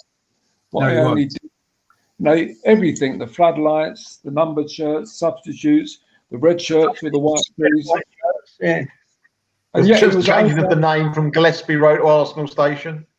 Yeah, it's never ending. But I don't know if you've read about him how much, but his thoughts on tactics and everything, they were so far, they were light years ahead of anybody else in football. Yeah. Certainly in football, maybe on the continent, during the 30s. I mean, because England was so insular and we were the founders of football, people at that time, and right through to the Hungarian team of the 50s with Puskás murdered us at Wembley 6-3 and then 7-2 in Budapest. But, pre-war in countries like Austria, they had some great coaches. They were already playing proper football, unlike the kind of football that England was serving up, And that's why England didn't want to go in the World Cup in those days. They knew that we'd get hammered. Yeah. And yet we were meant to be the greatest team in the world, but we wouldn't be. The FA or whatever they were at that time didn't want to pitch us in the World Cup. Those continental teams, they were playing terrific football. And they had top coaches. But Herbert Chapman, for me, for Arsenal, unequivocally our greatest manager. And what a shame that he died so young. Yeah. And you had people like George Allison, our next manager, who also, he was like the Kroenkes. He didn't know the front of a ball from the back of a ball. But Herbert Chapman had implemented such a great bunch of players and such a great way of playing, successful way of playing, that somebody who was a journalist, which is what he was, George Allison, he was only a journalist, used to write our programmes, didn't he, for the Arsenal? And he was able to come in and continue the success. And really, what a reflection that is on Chapman, if you think about it, and what shape he put the club into. Yeah, so, I mean, he had such strong foundations there that it could carry on even without him when he was gone. Exactly. He was probably the blueprint for every modern manager that's followed. He was the first really professional manager, if you like. Yeah, it's a great clue that we brought him in. Remember that he'd won with the Huddersfield team that he left to join Arsenal. They'd won the league twice, and when he left, they won it the 3 consecutive times as well, like he did at Arsenal. Yeah, That's right. So, I I mean, mean, and you're right, because those foundations, it lasted for success up until Tom Whitaker died, actually, and then that was when the club went into decline. Because he was the last of the Herbert Chapman kind of guys, wasn't he? That was there with yeah. Tom Whitaker was a very important person under Herbert Chapman. He was the trainer and physio, and of course, as you say, he continued the legacy of Chapman. But then, of course, time didn't waits for no man, and Tom Whitaker, unfortunately, he was another young Arsenal, young when he died, and gave his life for the club and got ill on the job because the club was on the wane in those early, even when they won the league in 52, 53, they were a struggling team, really. It was a poor Arsenal team, maybe the poorest that won the league ever in their history, that one. And they were on the decline, and, he could see it coming.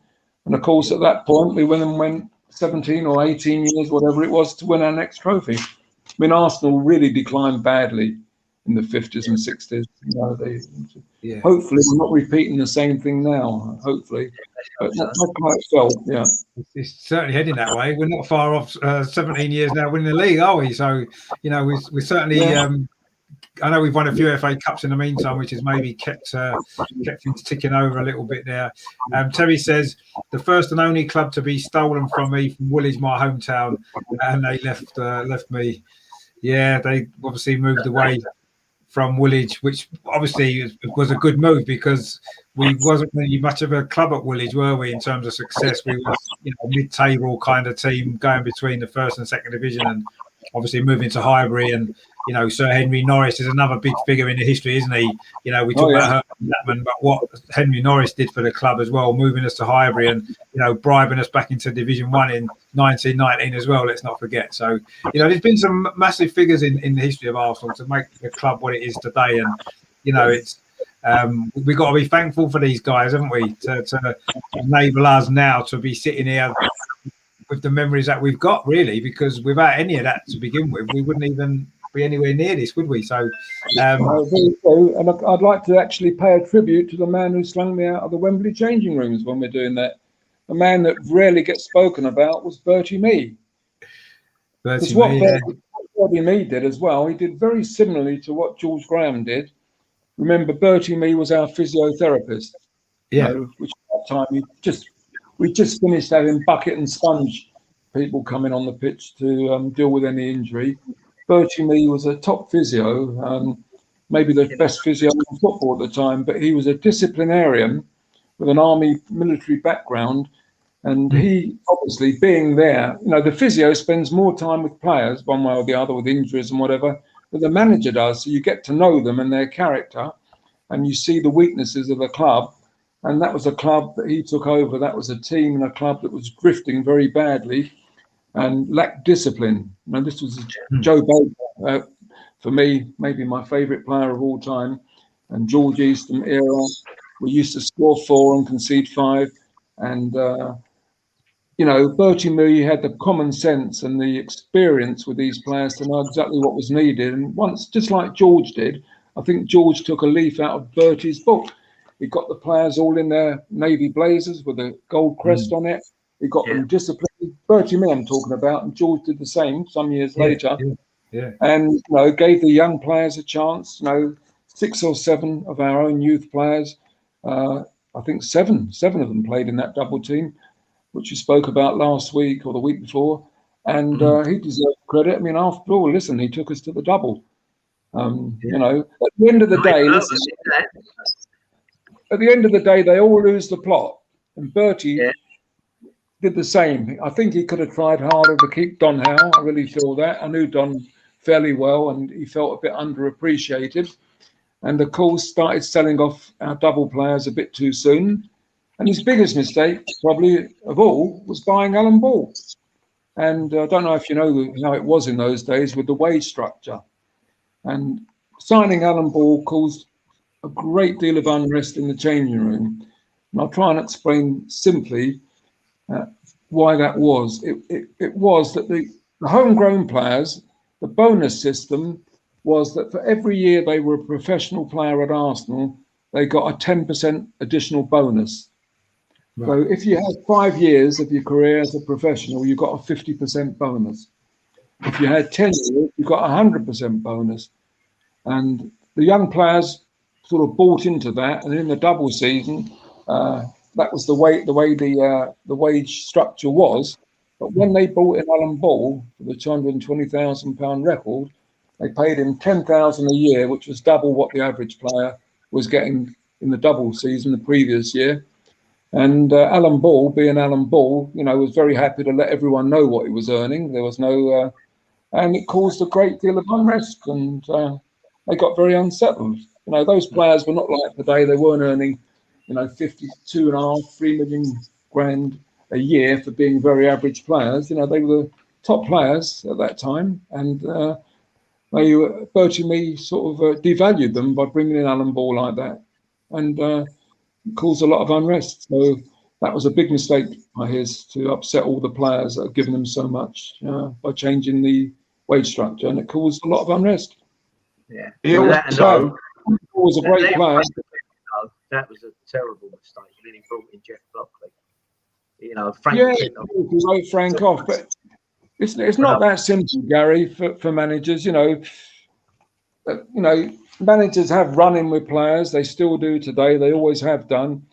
And there was a problem between, Frank's a very good friend of mine indeed. Love him to bits. He's fantastic, but he's very strong-willed, and him and Bertie were not getting on. And who's going to be the winner at the end of the day? So the manager's got somebody that he feels a bit threatened by. The manager's going to get rid of that player, even if he cuts your nose to spite your spade. So I'm trying to be fair to both sides. And Frank went on and he had a great career at QPR, almost won the league with them. Yeah, he played, and he's virtually an irreplaceable character to have around the club and in the changing rooms. But if you challenge the manager like Charlie George with Bertie, it's there's only going to be one winner.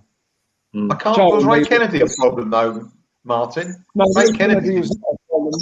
But I think what Bertie decided with Ray Kennedy, there was two issues. The main one was that season that they sold him to Liverpool, when he came back in the summer, he was about a stone overweight, and he tended to have weight problems. And Ray, a fantastic player, and what a career at Liverpool, and what a great footballer, but he wasn't the quickest player, and he was carrying too much weight. And I just think he made a decision that, although Ray was only, 22 at the time, very young, 23 maybe, he just felt that, he'd be better off with Brian Kidd, I think. And of course, that wasn't, Brian Kidd was a fine player, but he was never going to stay at Arsenal. He was always going to head back to the north. He never settled in London. But Ray Kennedy, in the career he had at Liverpool, one of the greatest careers of any professional football in the English game. Yeah. So, but what I'm trying to say is, I'm not trying to be conceited, but having spent so much time amongst professional football over so many years in very close proximity, you get to see both sides of the coin. And if you've got a little bit of your own savvy and common sense, you can work out there's two sides to everything. The fans quite understandably go one way, and when they lose their heroes, it's painful and they blame the manager. But as I say, when the manager's challenged, what choice does he have? Things are being made difficult for him. And with Charlie George, bless him, maybe the biggest legend in Arsenal's history, well, he was 1 minute or a few hours away from joining Tottenham directly from Arsenal. Yeah. It makes me laugh now when I read about people calling Van Persie and Fabregas snakes. It's nonsense. Two of our greatest players. They only left because when you think about it, the two of them are fantastic players for Arsenal, particularly Fabregas, but the team around them wasn't, they were giving it everything. They were world-class players, in my opinion. They weren't going anywhere under Wenger. They wanted to be winners. It's not only about money and big contracts. The real pros, the top geezers, they want to be winning as well. They want the right contract. They want to be winners. So calling them snakes is farcical, in my opinion. They were two of our greatest players of the last 20 years. And, I'm giving Charlie George as an example. He was ready to sign for Tottenham. Lifelong Arsenal fan. And I think fans sometimes need to put perspective on things before they start hammering players for leaving. They've got to look a little bit deeper and always reflect on Charlie George, ready to join Spurs. Hang on, what about George Graham? Tottenham manager. He couldn't wait to get back to London He joined Tottenham to get one over Arsenal. This was his big ambition at Tottenham. Okay, to get his revenge on Arsenal for chucking him out. Yeah. And I'm telling you guys how it is, not just how I see it. This is how it was, and I'm trying to put a little bit of perspective on history and legends as well. And you know, so George is still revered at Arsenal. But think about it. How did we all feel? Think back to how you felt when George Graham signed for Tottenham as manager. Disappointed. Yeah, exactly. Yeah. Shocked, actually. I was a bit shocked, to be honest. I was shocked. Disappointment. Yeah, no, a bit more. I mean, I knew it was going to happen, but a bit more than disappointed. Gutted, not only because of who he was and what he represented. Sorry, can you hear me, guys? Yeah, Yeah, yeah. we just can't see you, that's all. No, well, that doesn't matter. But how can I put it? Yeah, I think we were, apart from the fact that it was George, you know, a big hero to us, joining our biggest rivals, we also feared what he might do at Tottenham. Luckily, it worked out badly for him and for the club, but we feared that he would make Tottenham into a more powerful team and club than Arsenal. That was a big worry, wasn't it?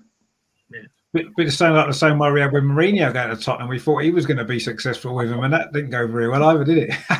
Well, I don't know who thought that, Richard, but I predicted he would win nothing at Tottenham, and I wouldn't. If he, hello, Yeah, my battery might be going, but if Mourinho had become manager of Arsenal, I would never have gone near the Emirates ever again in my life. No, we wouldn't have wanted him as our manager. But you know, I did feel as though he probably had one more trophy left in him somewhere along the line. But well, he could have done. You know, winning a cup or something. You know, let's say they'd have won the League Cup against Man City this year, which was highly unlikely.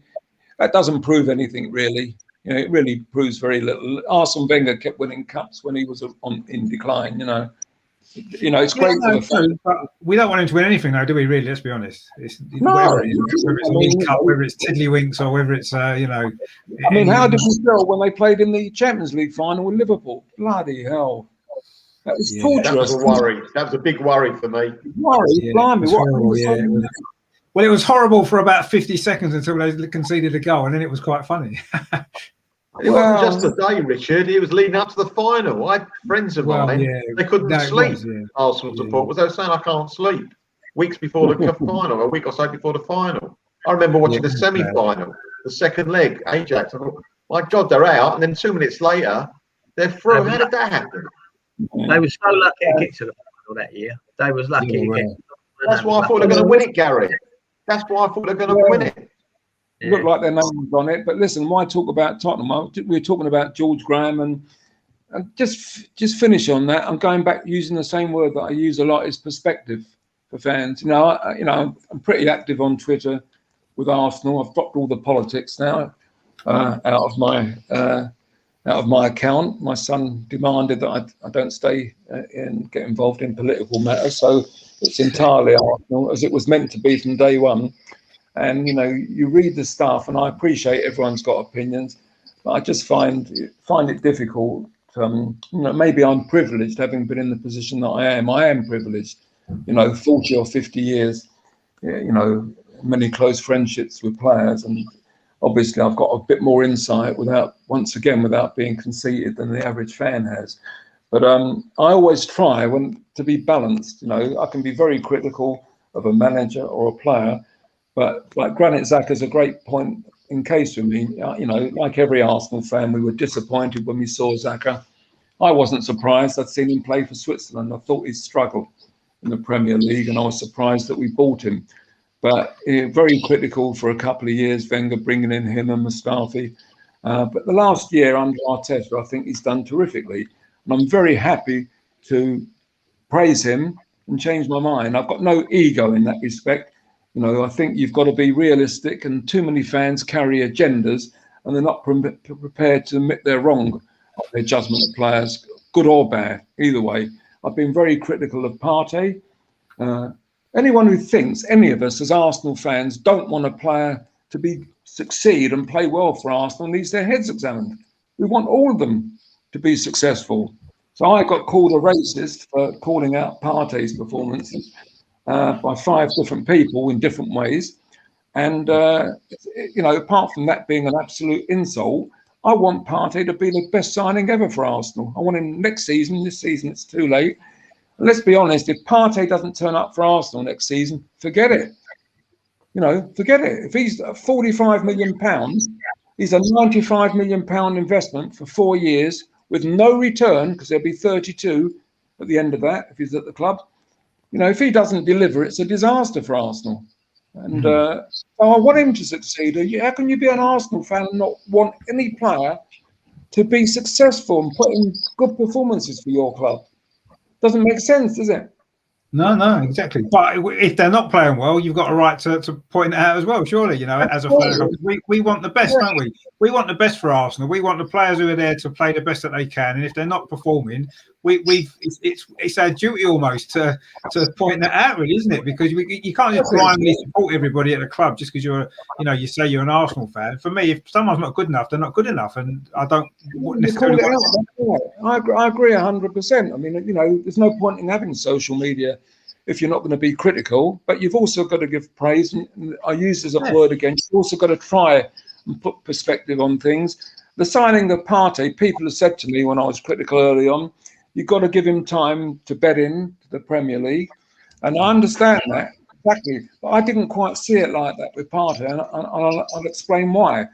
Because first of all, we spent all summer and finished up paying the buyout clause, so he missed the pre-season with us. That was terrible from whoever's responsible, Edu, Arteta, whoever. Well, that is absolutely farcical in itself. So he came in missing the pre-season. We finished up paying the full buyout clause anyway, but we invested, as I said, £95 million, say nearly 25 million quid a year. We didn't invest it for a player who's going to be 28 this summer to deliver next season. We invested it to transform this season. So he's cost us 25 million quid over the 4-year investment, and he hasn't delivered. He's been a big disappointment. Having said that, we've all seen him play for Atletico Madrid, and at times for Arsenal, we've seen some quality in him. Personally, I've seen a few things about him that I'm very concerned about as well, but let's hope that he turns up and turns out to be the player that we thought we were getting. As I said, he's our main man really now. You know, if you look away from the young players, you know, Smith Rowe and Saka, we're dependent on Partey putting in a big season. And if we don't get it from him, we're going to have another difficult year next year. No, I totally agree. I mean, the one thing that concerns me about Thomas Partey is he does like to give throw-ins to the other team, doesn't he, by just kicking the ball out for no reason, actually. That's probably his biggest... Well, there's loads of things. He likes to give away free kicks all over the place and dangerous areas. Yeah. 1 minute... What about his shooting? He's like John Yen. I don't even go there with the shooting. That's true, yeah. He'll get one in one day, then, Gary. That's the main thing. He'll get one in one day. Yeah, I'll do. What's it called? When you can see him and you think, yeah, you can see that as a player there. I mean, yeah, you can. I agree, but we haven't got time. We need him to deliver now, and people are saying, maybe quite rightly, that when we will bring in another more mobile midfielder to either replace Xhaka or to maybe overtake him. I'm sure that's one of the things that Arteta will be doing this summer.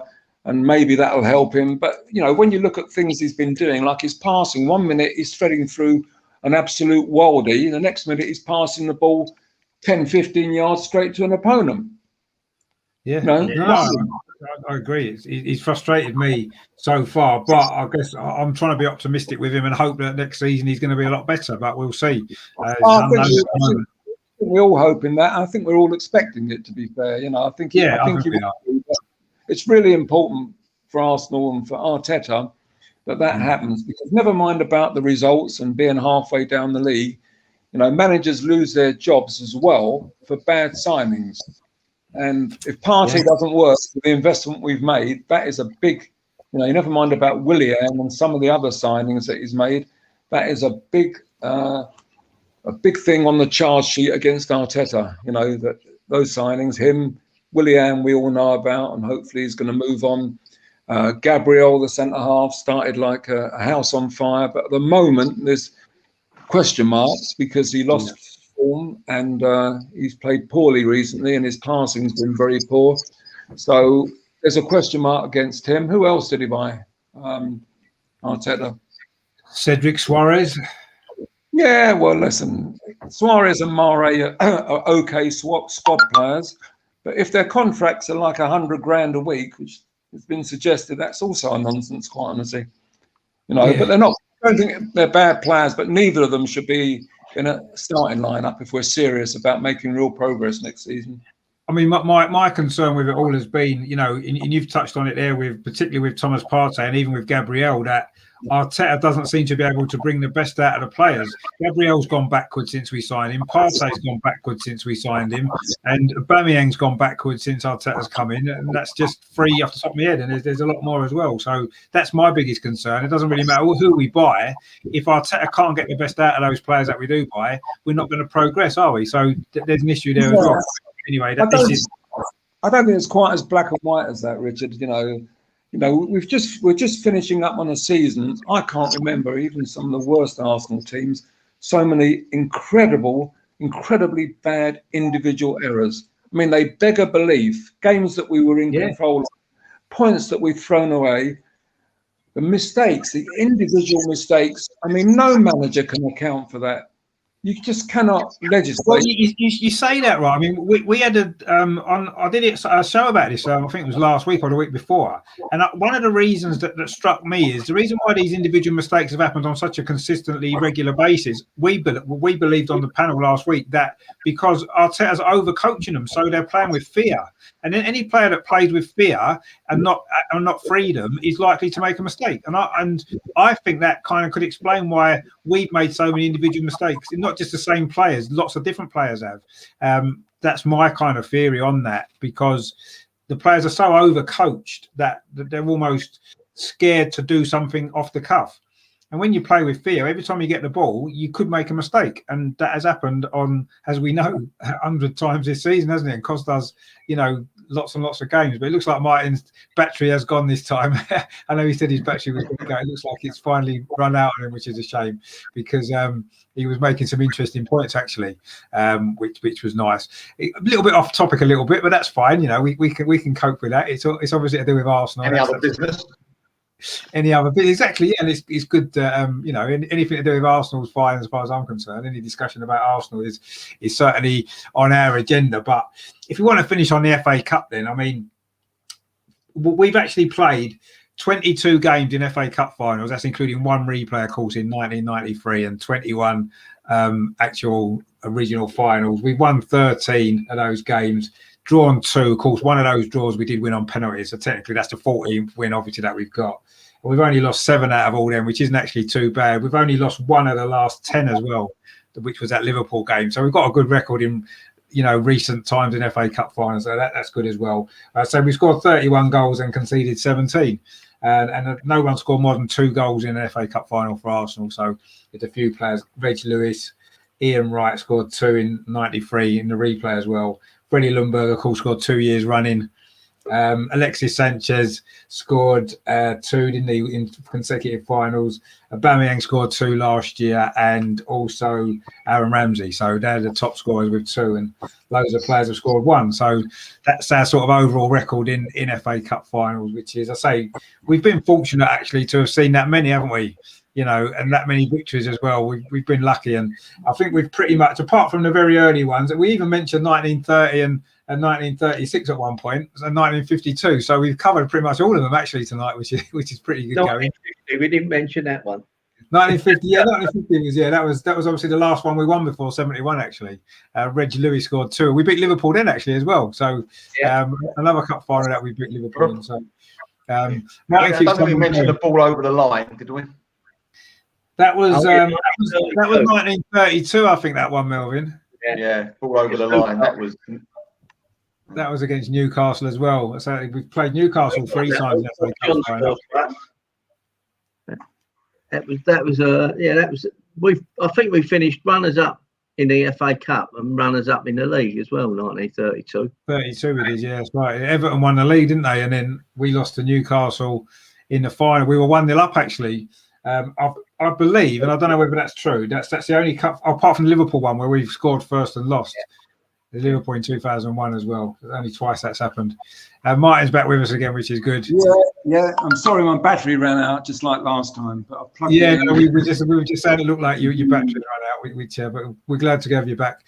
Terry says, obviously Terry's referring to the earlier George Graham conversation. He says, "I see. If you leave Arsenal to go to Spurs, your career must be over," and that's a good point. Actually, that's pretty much sums it up, doesn't it? If you leave Arsenal and go there, clearly you've seen better days, haven't you? Quite frankly. So yeah, that's a good point from Terry. So it's interesting comment that, because for most managers you get the odd exception like Ferguson, who stepped down, as we know his timing was dead right at Man United and managed to win a league with a fairly average team.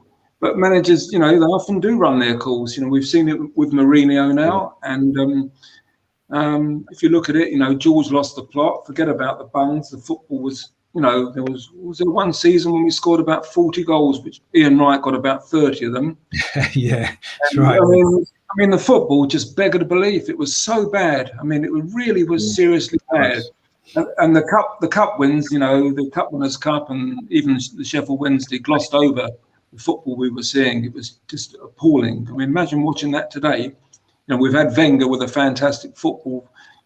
To finish up with the football in the last couple of years of George Graham would, the crowd would be lynching him or anybody else that played that kind of football. I mean, our image has changed due to Wenger completely. Until George Graham, he's trying to take it back now, isn't he? Arteta's trying to go back in time, isn't he? Back to 1995, I think, with the football that we played. So I'm one of the people, maybe in a big minority. I'm ready to give Arteta another chance. Will it work for him?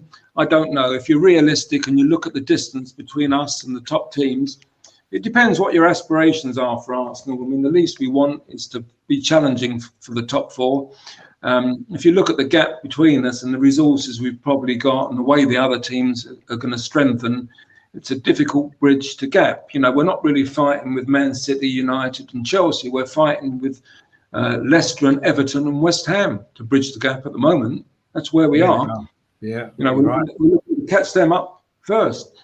And I don't know what worries me about. Look, we're Arsenal fans, and whatever you think of Arteta, I can't understand that we'd want to go into a new season. And this is the trouble that I've learned a few years on social media, where people do have an agenda when they actually want to see Arsenal losing, and they want to see managers foul, and they want to see players play badly because they've been tweeting about them and criticising. They want to be proved right. No, you're right. That happens. I mean, to be honest with you, I don't believe Arteta's the right man for the job. But while he's here, I want us to win as many games as is possible. And unfortunately, we haven't done that enough this season. That's one of the reasons why I don't think he's the right man. No, I certainly don't want us to lose. Even these last two games of the season, which don't mean a lot, I still want us to win them both. Well, if you don't want Arsenal to win, you're just not an Arsenal fan. If you seriously want Arsenal to lose games to get a manager to sack or for players to play badly to prove that you're right in your opinion of them, Managers will get sacked or not sacked on their results, regardless. And whether we support them or we don't support them, whatever the reason, they'll either get sacked or they won't, depending on the results. That's right. But as I say, the worry for me going forward with Arteta next season is that we know when we get to, assuming we're going to start in August in the new season, if we start with a bad result, he's going to get hammered. He's going to get hammered. It's not healthy. It was the last 5 years of Wenger. As soon as we got a bad result, fans were on his case. The fans are on his case. It creates a negativity. And we're going into next season with Arteta, knowing that one bad result in August and everyone's going to be on his case. And that is so difficult to move the club forward with a fan base. I think we've got a terrible fan base. And I don't see the others. I'm sure other clubs have got similar fans that criticise everything and are totally unrealistic. I think our fans are shocking, though. From what I follow on social media, maybe I'm being unjust because I don't know about the other fan bases. and I just think they're. No, I think we've got a very toxic aspect to our fan base, about shadow of a doubt. And but I think most clubs have really. Maybe we just follow more Arsenal fans, and we're probably more aware of them, I guess. James in the chat, Ipswich fan, he says, "Are you going to do a 1978 version?" And he says, "Only joking. Good show, gents." We did mention the '78 final, of course, briefly, very briefly, but we did give it a mention earlier.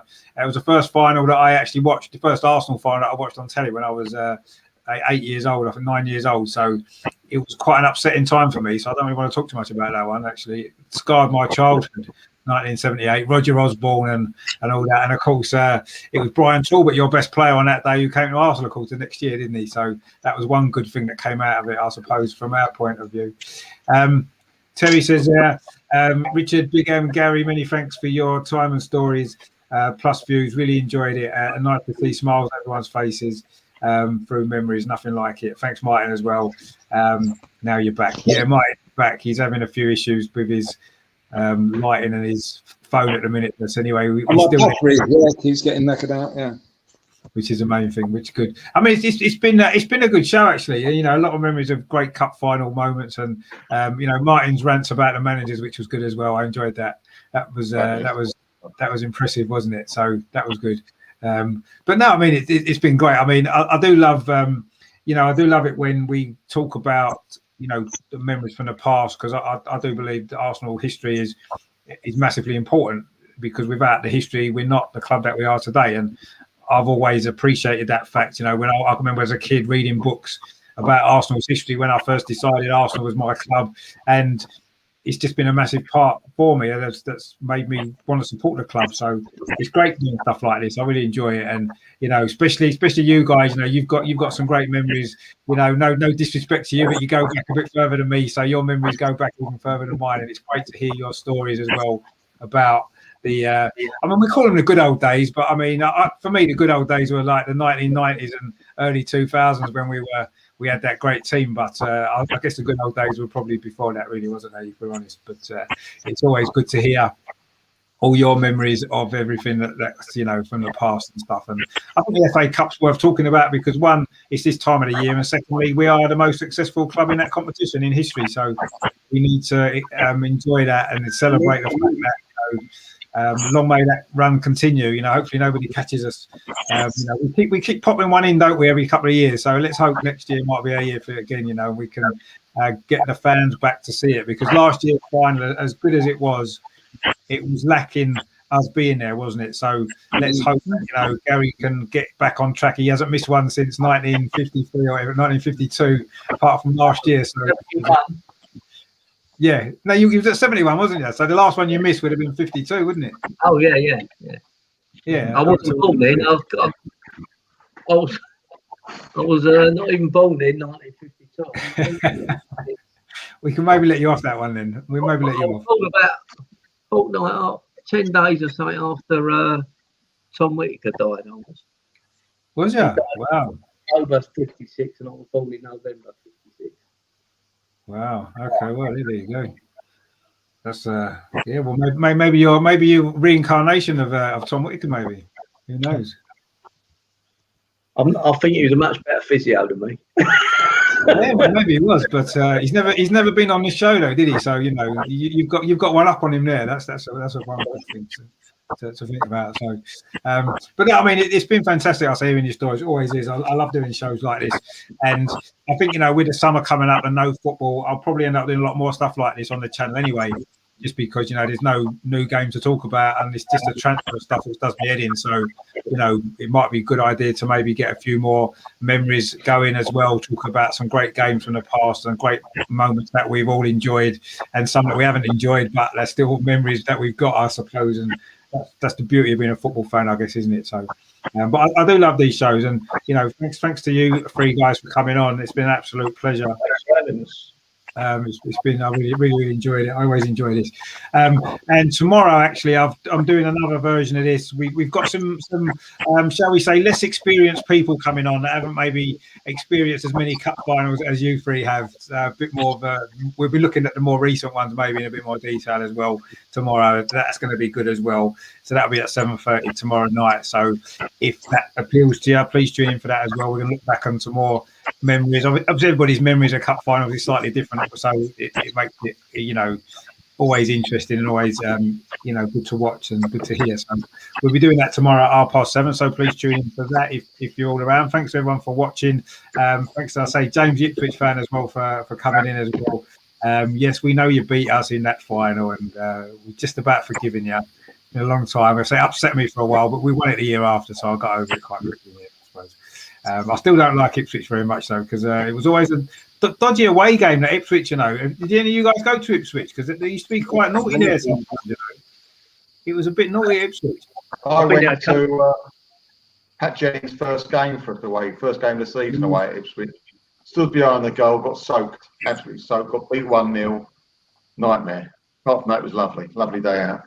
I think after Tony Adams came out from doing his HM service, I think his first game back was that cup game. Was it at Ipswich? Or no, he had an accident and smashed his head, didn't he? That's right. He fell down some stairs or something, didn't he? Yeah. Unfortunately, he wasn't in good shape and he went down the stairs. But then he came out, did he, with his head bandaged? Yeah, and he scored, didn't he? I went to that game as well. Yeah. Arsenal had nearly a whole stadium with fans that day. It was virtually all Arsenal, wasn't it? We were everywhere. 4-2 it was. Yeah. Kevin Campbell scored as well. Ian Wright scored a penalty, didn't he? But that was a great game. There, we were 1-0 down as well at one point, we came back, and obviously that was on their way to the final, wasn't it? In '93, actually, that was a quarter final, I think that was. So that was on the way to. We won the cup that year, so that was maybe our revenge for '78 then for James. There, we got our revenge then in '93, knocking you out on our way to winning the cup. So, but that was all good. Yeah, so Ipswich used to be a fun day out sometimes. But anyway, that's maybe I'll talk about that one day. Some great away games that we've all been to. Some the great memories from away games. That'd be a good show. But so tomorrow we're going to be focused on the FA Cup finals again, looking at other people's memories. We've got I think it's Adams coming on, Ryan, and and Den as well from the Sideline Talk podcast. That would be good actually, because that would be a good show that with those three coming on tomorrow. So that's at 7:30. So please stay tuned for that. Melvin, thank you very much. Where can people find you on social media if they want to find you? Only on social media, only on Melvin the Only Way is Arsenal Marks on Twitter, and on the channel like this, and on Andrew's channel, and also on Ryan's channel, Mr. Arsenal. Thanks again. Really enjoyed it. Oh, fantastic. It's always a pleasure to everyone. And Gary, where can people find you if people want to maybe contact you on Twitter or on Facebook or wherever? I'm on Twitter. I'm Gary Laguna 56. So that's the best place to find me on Twitter, I think, more than Facebook. I do go on Facebook, but I prefer Twitter, to be honest. Yeah, I think Twitter's probably better, actually. Yeah, Facebook just censors everything you put on these days, anyway, so you can't really say anything on there. And Martin, what about yourself? Where can people find you? You're on Twitter, aren't you? Yeah, Martin Wingrove's on Twitter. Martin Wingrove, whatever. At Martin Wingrove, yeah. Yeah, brilliant. I say you've got some great sort of memories and stuff on Twitter as well, haven't you, from Arsenal in history as well, which is always nice. And Gary as well, actually. Gary put some good stuff on. I've seen stuff you put on from pictures and stuff from past matches and stuff, which is always good. I like following you guys for that reason. Terry says, thanks, guys. Take care. Stay safe. You guys. Thank you. Good night, everyone. Thanks, everyone. Speak to you soon. Thank you very much. Cheers. See you, Gary. See you, Martin. Yes, bye. Martin's away, and PG Nezir says, great show. Thanks everyone on the panel. Thank you very much for watching. And thanks for all you guys say. Stay tuned for tomorrow as well, because we're going to be doing part 2, and that's going to be really good as well. So stay tuned for that one. And say thanks to Martin, Gary, and Melvin, of course, as always, for coming on. And thanks for you guys for watching. Make sure you give it a like before you leave and subscribe to the channel. And I say stay tuned tomorrow for part 2. And in the meantime, of course, as always, come on, you Gunners! The most FA Cups in history. Oh, yes. Leicester have won 1. Let's not get too excited by Leicester, eh? They've only won it once. We've got 14. So there you go. A long way to go yet, Leicester, to catch us up. Yeah. you.